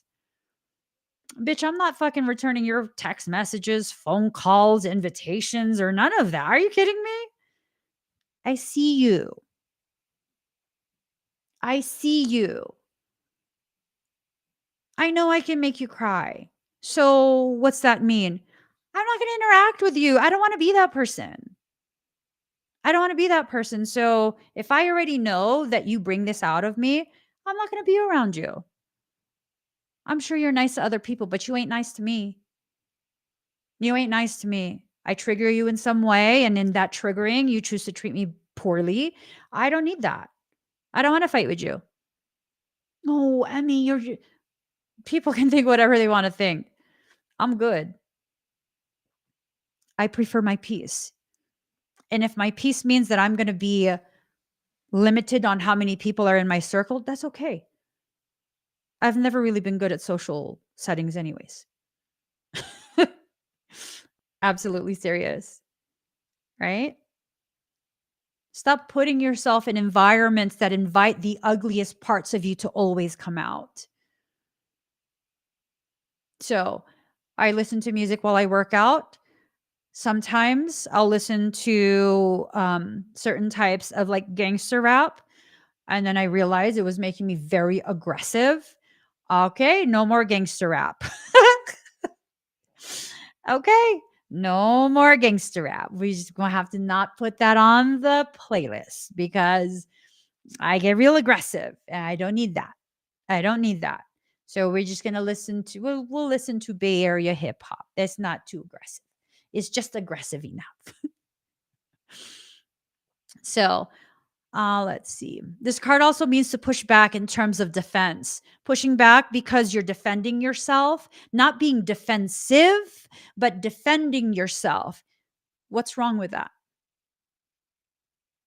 There are groups and members of groups who will shame you for having standards and communicating that someone is not conducting themselves to the standards you've set, the bare minimum of mutual respect. Let them have a problem. Stop giving a shit about stuff like that.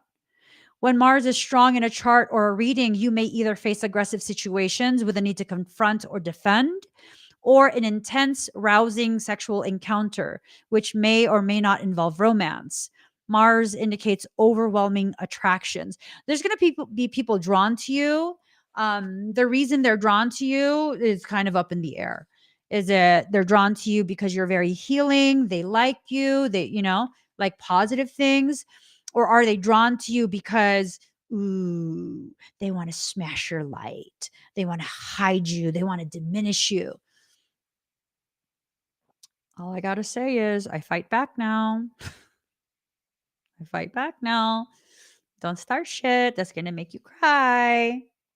Don't do it. Don't do it. Let me finish this cycle first before you start shit with me. Okay? Wait until I'm in my docile cycle again. Just saying. This is a time when you feel not only forced, but driven.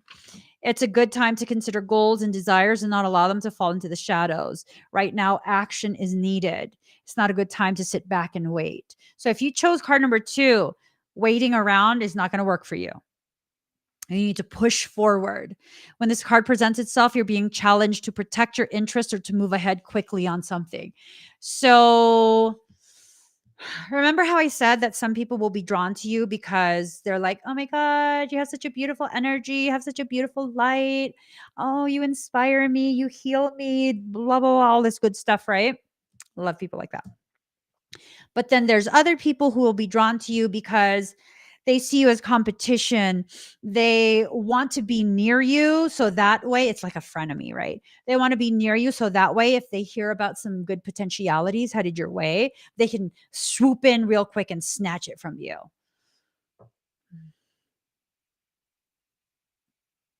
I can't stand people like that. I just, I can't stand people like that. You got to be careful. For people who chose card number 2, um, if you already are feeling like, oh my God, I know who she's talking about, be careful. Do not trust that person. Do not allow them to know any details about any things that mean a lot to you. Not friendships, not relationships, not business opportunities, nothing. Nothing. Don't allow it. Okay. The Mars card indicates a type of passion and drive that's linked to the spirit and life force. Okay. Ooh, wait, what? In ancient British magic, this type of English or energy. I'm sorry. In ancient British magic, this type of energy was the cunning fire that enabled men and women to act like gods and goddesses, to create and defend, to build energy, to seek and claim, to force and pursue, thus to change fate. Are we talking about druids? I'm saying what? Maybe for some of you, you had a past life as a druid and some of that personal power is returning back to you. I don't suggest using magical means to fuck with other people. That's just never a good idea. It's not. But when you have the capacity, such an elevated capacity to change the trajectory of your fate in order to better support your arrival at the end destination determined by soul is most appropriate, I think you should empower yourself. I think you should support yourself. Absolutely. Absolutely.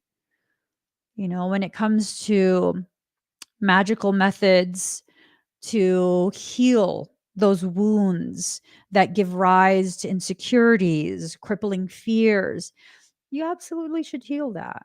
You should. Never at the expense of others, of course. Never at the expense of others. That's not okay. That's not okay. I am someone who possesses quite a bit of magical ability. I never use it to fuck with other people. That's just not okay. Ever. Ever. Um, I know there's been instances where there have been people that have been brought across my path to kind of tempt me to go on the left-hand path, which is a very slippery slope, treacherous footing, very slippery. Um, and it's always been this thing of, I could easily negate all of your shit, but I'm not into harming people. I'm just not. That's ugly. I'm not into overriding someone else's sovereignty. That's ugly. That's just, I'm into undoing other people's intentions to be malignant and malicious towards you. Fuck yeah. Fuck yeah. Undo that shit. I don't even do return to sender. I don't give a fuck. Mm-mm. You won't be honored with me retaliating. That's an honor.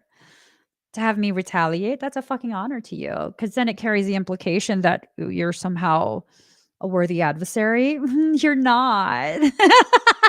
You're not. I don't even retaliate. The code of Bushido.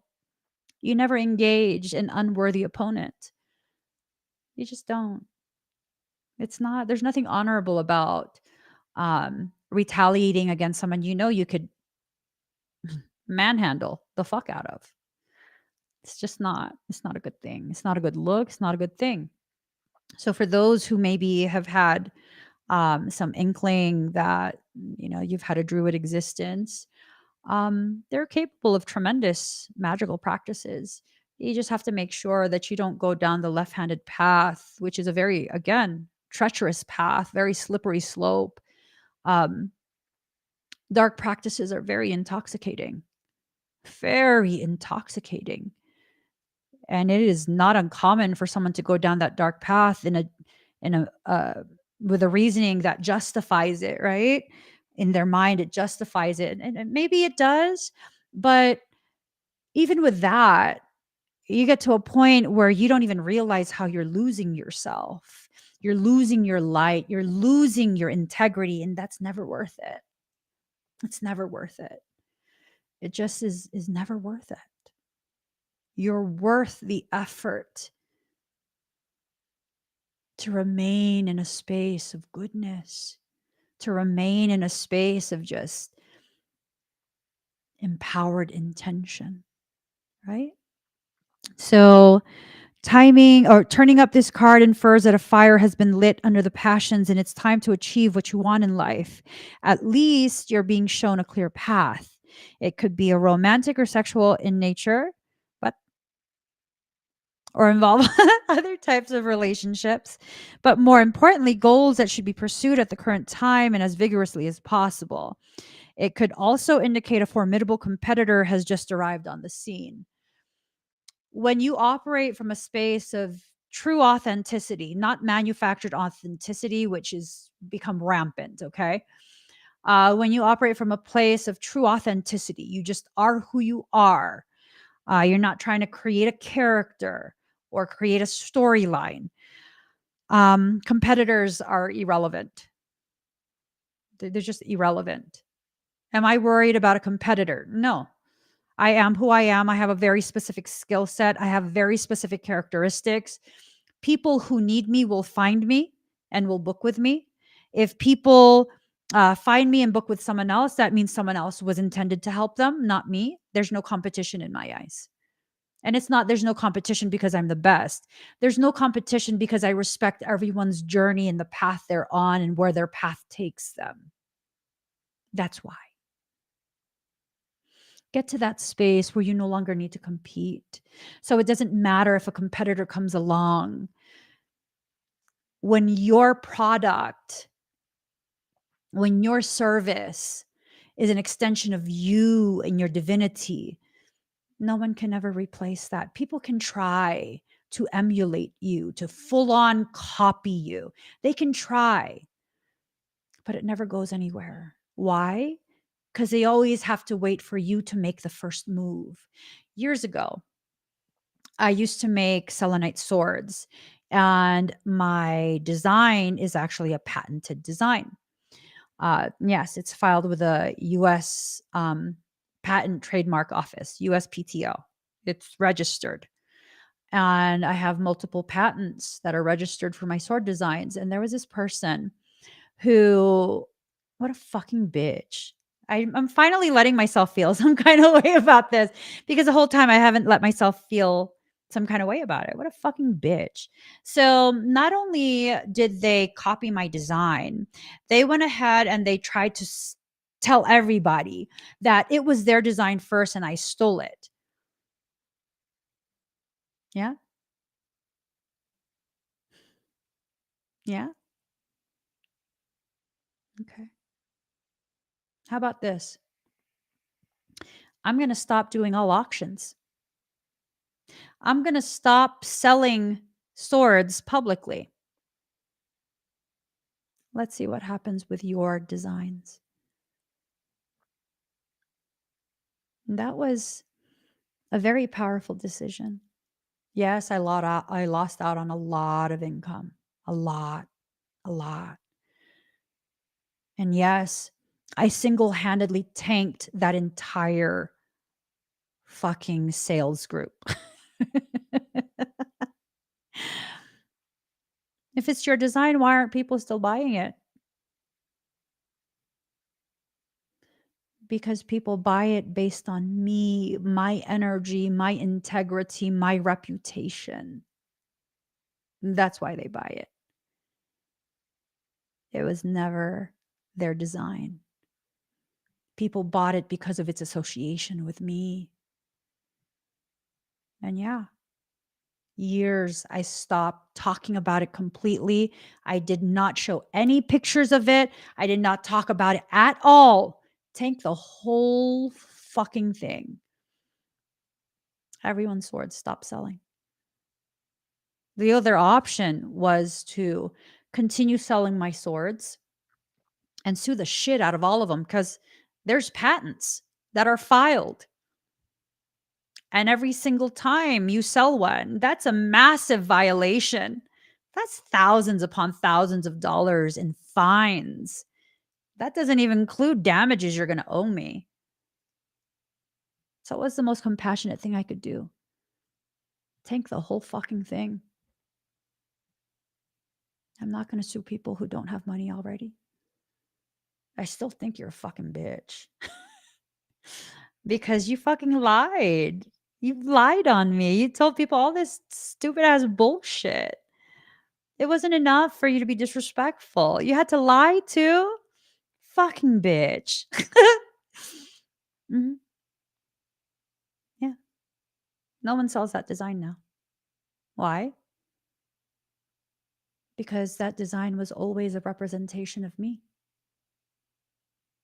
There's no competition. There's no competition. Get that in your head as deeply as you can. When what you are creating, what you are offering is merely an extension of you, an expression of your divinity, there's never competition. Now, if you're just a copycat, you're copying someone else's ideas, you can have lots of competition. Absolutely. Absolutely. You're going to have lots of competition. Lots. And yes, you're going to have to worry about that. You're going to have to spend money on marketing. You're going to have to spend so much to try and be near the top so that you could at least get some sales. So, what am I trying to tell you right now? See the value in you. Begin cultivating you, your understanding of your worth, allowing the things you create, the things that you offer, from services to tangible goods, to be nothing more than an extension of you, your energy, your character, your integrity. I promise you, there is no competition. None. None. You won't have to waste your time on that. None. I was very, very blessed to speak to a legal team during that time who was very honest with me. They had a lot of integrity, a lot. He asked me, he was an intellectual property IP. Um, he owned an IP law firm. And he's like, well, what's your objective? And I was like, to stop this. This is like, I spent all this money on a patent. I want it stopped. And he's like, okay, well, you seem like a very nice person. I was like, okay, well, thank you. But what's that have to do with it? What's that have to do with it? I'm tired of being the nice person and people fucking with me. And he's like, well, I understand that. But what I need to ask you is the most important thing. You seem like a really nice person. So I want to ask you, are you okay with bankrupting them? And I was like, wait, what? What do you mean? Are you okay with bankrupting them? They will not be able to have a home. I mean, are they rich? And I was like, I don't think so.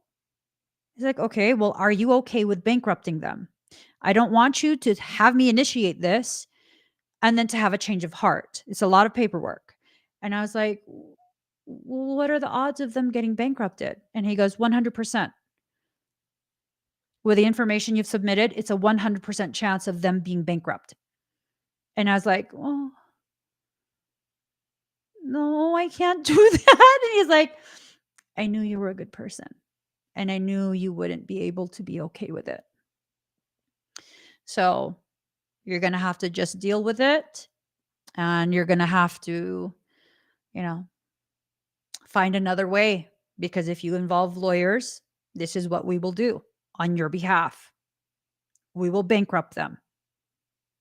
And this is not forgivable. It's a federal crime.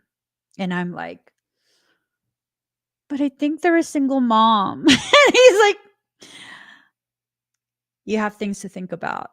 I don't think a law firm is one of them. That's all I needed to hear. Because again, I'm not that person. Part of me wishes I was, but I'm not. I'm just not. I don't like to harm people. Right? Sometimes what you need to do is give yourself permission to be very clear. And if that means hurting people's feelings, if that means escalating things to that degree, I don't know. I don't know what you need to do. I just know that I wasn't able to. I also know you're worth the fight. I know you're worth the fight. And I know it's not okay for you to continue to allow people to do whatever the hell they want, disrespecting you, disregarding you, stealing from you, all of these different things that might be happening. That's not okay either. You have to find a solution that sits right in your heart, but also addresses what needs to be addressed. I will say this, I still have that kind of compassion. But these days, what I've learned through many years of this type of thing happening, sometimes people need to be bankrupted. It's not for me to tell you what you need to do, but it's for me to now, I'm going to explain why I've changed. It's not because so many people messed with me. It's because every time I allowed someone to get away with that, I spoke into being. I told creation, me, my value, what I offer is worthless. It is not worth defending. I have no value. And I need to stop doing that. How could I actually allow myself to be seen as some type of leader if I'm telling you to fight for yourself, stick up for yourself, but I don't do that for myself? I can't be a hypocrite. I cannot lie to you like that. How can we be equals if one set of rules applies to you but doesn't apply to me?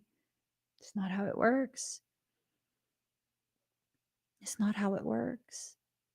We as a community need to begin understanding our worth, how far we need to go to defend that worth.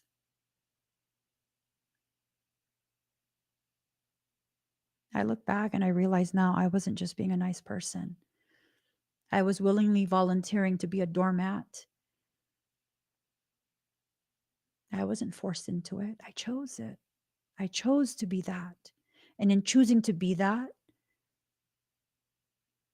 I communicated to my community with no words that they too should be doormats. No, I'm not okay with you being a doormat. Okay. So the question to ask now is how to take action. How do you create momentum to achieve your goals and dreams? Have you been challenged to protect your own interests? Are you being pushed too hard by something or someone? How do you clear your path to get what you want? Are you willing to battle? Has someone or a situation challenged you to a fight? These are very important questions to answer for yourself. There is no cookie cutter approach. There is no cookie cutter approach. I do not know what you need to do. I do know that you know. And maybe you just don't want to believe it. Maybe you don't want to face it. You don't want to hear it. You don't want to put action behind it. It's okay. I get it. I've been there, and part of me is still there. We'll get through it together. We'll get out of that space together. We will encourage each other to understand the gravity of our worth. We will encourage each other to take appropriate action. We will encourage each other and support each other as we implement viable solutions. The time to simply accept poor behavior, maltreatment, that's gone. That's done. No more. No more. Okay? No more. Because however I affect you and inspire you, I promise you, there are people who are watching you that are affected and inspired by you, by the way you carry yourself, the way you give yourself permission to be a sovereign. It's important. It's important. Okay. You carry a value you don't understand, just like I carry a value I don't understand. Whether we understand or not, that value is there. That effect on other people is there. And we always have to conduct ourselves in such a way that honors what our place is in other people's lives. Okay. So, card number 3.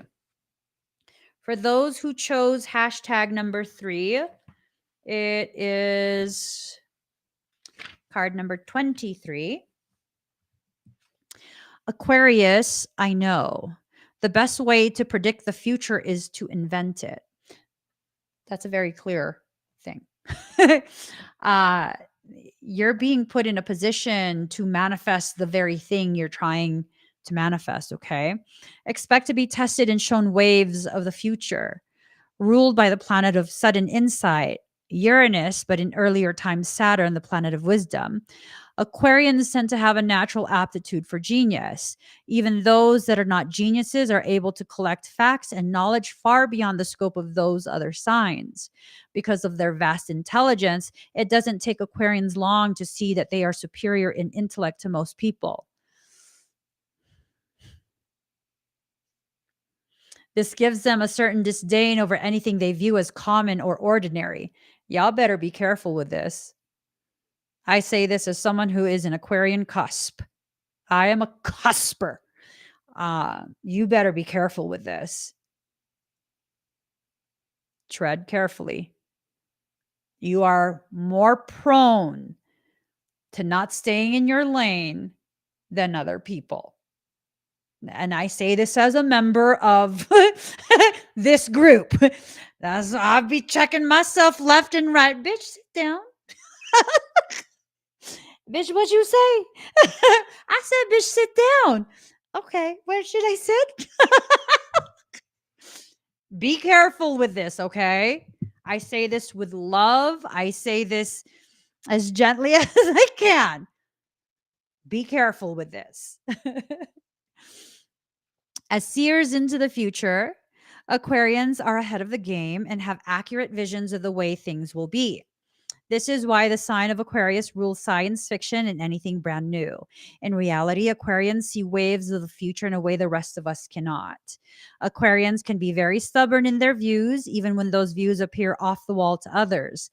They will fight long and hard just to have the freedom to stay weird. And they will fight for the rest of us to stay weird as well. Whatever is taboo or outlandish greatly appeals to them, if only in the imagination. So oftentimes they are artists, inventors, and speculative writers. So, this line right here, they will fight long and hard just to have the freedom to stay weird, and they will fight for the rest of us to stay weird as well. Now, let me tell y'all, okay, exactly, Mildred, lane closures. Lane closures. That's all Jim Dandy if you're willing to fight for someone to be who they are. But if they're not asking you to fight for them and you're pushing it and pushing it and pushing it, you out of your lane. That's a heavy message as of the past 2 months. Stay in your lane, okay? Let's see. As an air sign, meaning they are primarily mental and not emotional. I'm sorry. Michael.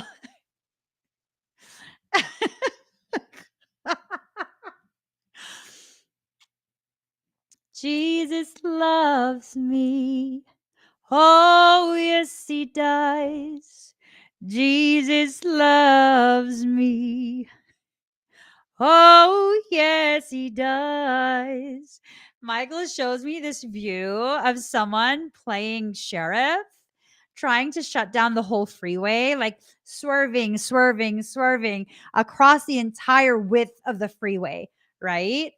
And saying like, no, I'm still in my lane. No, the fuck you not. The whole fucking freeway ain't your lane, baby boo. Jesus loves us. Oh, yes, he does. Jesus loves us.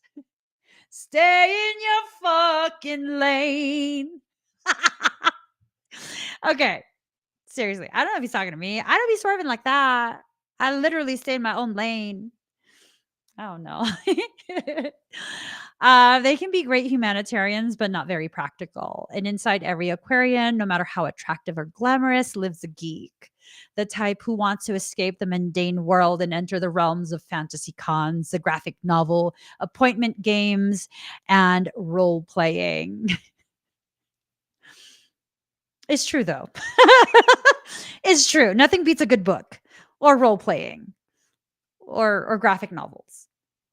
At the same time, they can be rational and tend not to get caught up in emotional dramas. Aquarians are more interested in friendships over romantic relationships. In fact, Aquarians are at first a friend before being a lover, unless, of course, you insult them by disagreeing with their far fetched ideas, and then your history.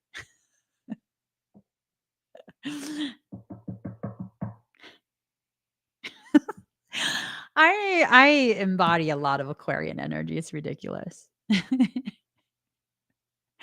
It's ridiculous. It's okay though. I love Aquarians. I do believe they're the genius of the zodiac. I know. All of you astrology people will be like, no, Gemini is the genius. Okay. I didn't say Gemini wasn't smart. I can have my own opinion.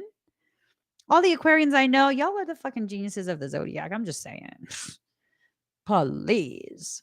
Please. I see you. I see you, boo. I see you.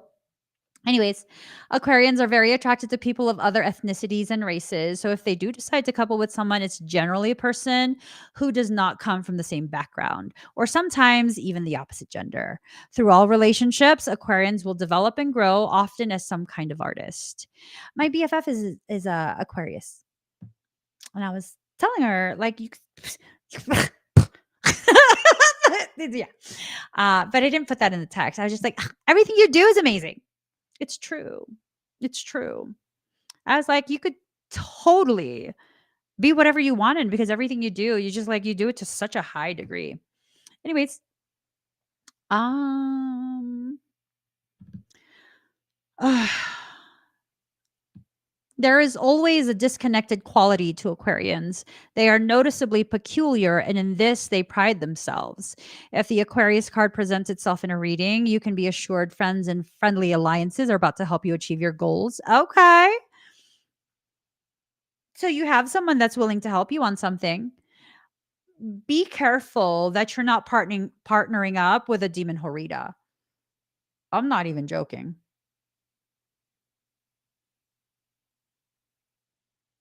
Trauma bonding ain't cute. Is going to lead to some fucked off shit. Be careful you're not forming an alliance with a demon horita. Mhm. Um It's possible you're to meet a group of people or become involved in organizations that will support you in unusual plans and ideas. It may be like a family group, but the emphasis will be placed primarily on the ideas of the crowd. If so, you can consider yourself the idealistic Pied Piper at the front of your group. See what I'm saying? Hold on. Hold on. Remember, I was telling you, like, be careful. Be careful. Hold up. Let me show that. Yeah, y'all been hearing what I've been saying about this Pied Piper, this flute guy. Don't be channeling this energy. Don't be channeling this energy for real. You got to be very, very careful during this period. I'm not saying be paranoid. I'm saying like be mindful of where your mind is. If you're going to be in a space of like unbalanced emotion and that's causing you to swerve and you're thinking like, no, the road is just uneven. No, it ain't. I'm calling you out right now. It ain't uneven. You're swerving. You're swerving. And being paired up with someone that's DWS, Demon Horse Squad, they're totally gonna be like, no, no, you're not swerving. Oh my god, no. Yeah, you are. I have seen this time and time again.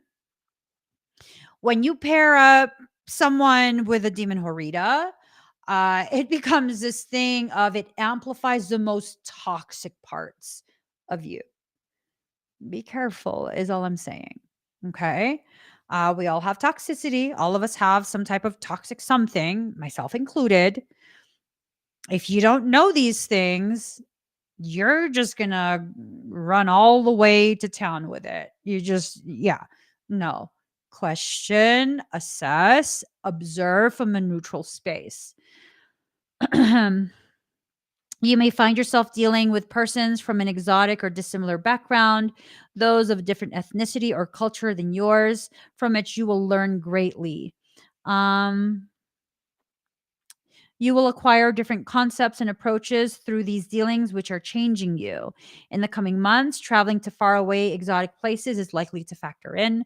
Mastering a new technology and dealing with futuristic concepts will be of benefit to you. Whatever you accomplish in the near future will be based on how well you master these new ideas and approaches. Science fiction or fantasy may become subjects of an art form for you. Another meaning behind this card is the meeting up of cutting edge people. Excuse me, those who challenge what you believe to be true or established, though it may not be. Sometimes, or many times, these people will be artists. With this card choice, you're likely to be mastering something new and untried, which will lead you to greater awareness and success.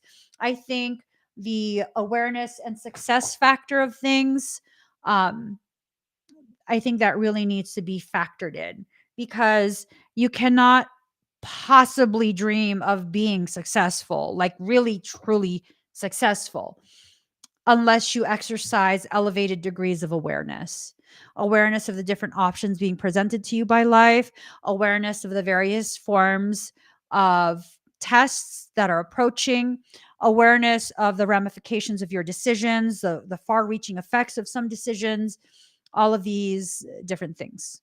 Okay. All of these different things. So just be careful. Um, this could be a very powerful time as long as you align with someone who has integrity, someone who can be honest with you. Yeah, see, it says information that can make a difference in your life. Making the world a better place is the goal. And it starts with making sure everyone has their basic needs fulfilled. See what I'm saying? If you're going to partner up with someone who is super needy, someone who is super manipulative, someone, and it's not necessarily a bad thing to be needy, but if that neediness is going to cause them to like really blow smoke up your ass, what's that going to do? It's going to derail your progression, because now you have someone that's encouraging you to do things that if they were just honest and not so afraid of losing you, they would be like, "No, I don't think you should do that. I get a bad feeling." But instead, they're like, "Oh, yeah, no, no. Oh my God, all your ideas are fabulous." But you don't need a yes person in your life. You need someone with integrity. You need someone who can see the vision that you have and understand it and encourage you to pursue it with integrity intact, right? So I think that for many of us, we're being allowed to see that there is a progression taking place, and in that progression, you can definitely get to a space of elevated success, but you're gonna need to pay attention to what you're doing and who you're doing it with. Okay. Um, I think there's a very real potentiality for a very small few that it's not a good potential. It's for a very small few. It's this sense of a person that you think you can align with. Uh, That's just going to blow up in your face so hardcore, dude. It's like not a good feeling at all. It's going to amplify um, a lot of the toxic distortions that already exist within you, and then next thing you know, it's just going to be this thing of like you don't know how you got there to such an ugly space, and it's almost this sense of like being at the cusp of losing everything that you work so hard for. I don't want that to happen to you guys. Please be very careful. Please be very careful. Okay. um before you finalize any decisions. And I don't know if this is personal or has to do with business or friendship or what have you. Before you finalize your commitment to a decision, just really make sure that you've looked at everything from different angles and that it feels right from every single angle that you look at it from. Okay. Um, yeah. So we're done. Please give this video a thumbs up. If you haven't already subscribed, please do subscribe. Turn on that notification bell. If you would like, wait, what? Sorry, I pressed the wrong button. Oh my God. If you would like to have a private session with me where we go over your business plans. I'm very good with soul based business mentorship. I'm not offering official legal business advice. Instead, what this session is I'm going to go ahead and communicate to you what your soul is trying to communicate. I've been able to help people establish some very, very powerful things. One of the people that I worked with ended up being featured in Forbes magazine. Love it. Yes, and they did it pretty fast. Absolutely. And it was just basically letting them know, like, hey, I know this is like a really scary part, but if you do this, this is the potential outcome. If you revert back to this, this is the potential outcome. Which do you want more? So, you got to do this, this, and this. These are the different options. This one has a higher viability. This one could be successful, but it's going to take more effort, much longer. Things like that. I'm very good at being able to see that type of thing. If you'd like a private reading, click on this QR code or the link. You can have a private ClairTarot reading with me. I promise to eat and not be hangry during your session. What I hear the most when I have sessions with people, private ClairTarot readings, is first, it's completely changed their outlook and they feel their life changing. Second, what I hear most commonly is that I was able to give them clarity and a sense of peace in that 1 hour that they haven't been able to get or create for themselves after years of being in therapy. I'm not telling you not to do therapy, but I'm saying these are the things that I hear the most. Um, Claire Tarot readings can be very life altering. It can be very, very life changing because I'm not someone that just, oh, people are doing you wrong. No, I will tell you exactly like, no, this is how you're messing yourself up. And those people are drawn to you because of this, this, and that. And these are the things that you can consider or do to stop these cycles, to finish out these cycles and carry forward in a very strong way, heal relationships, things like that. Not all relationships can be healed, but in a Claire Tarot session, if yours can, and that's your area of focus, I can tell you the ways in which it can be healed. I have the gift of clarity that is it's a very uncanny gift of clarity. I can't do it for myself. This fucking sucks, but I could do it for everyone else. I was able to do the soul based business clarity for myself. Yeah. Yeah. It's been a phenomenal journey in regards to me being able to establish a viable business that also honors my soul's purpose. It's I don't even want to cry. It's been an emotional day.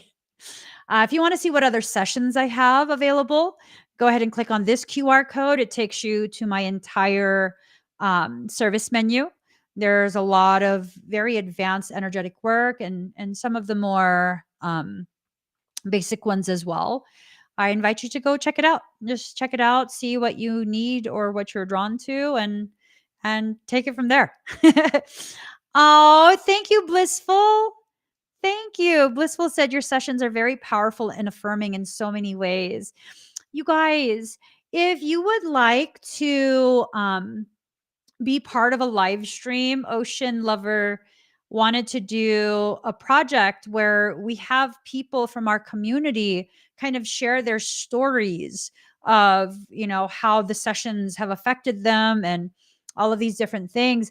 Please email us. Contact at emmeevolving.com. If you'd like to be part of that, here you go. This is the email address to reach us. Okay. So yeah, I'm rolling out a whole bunch of different projects.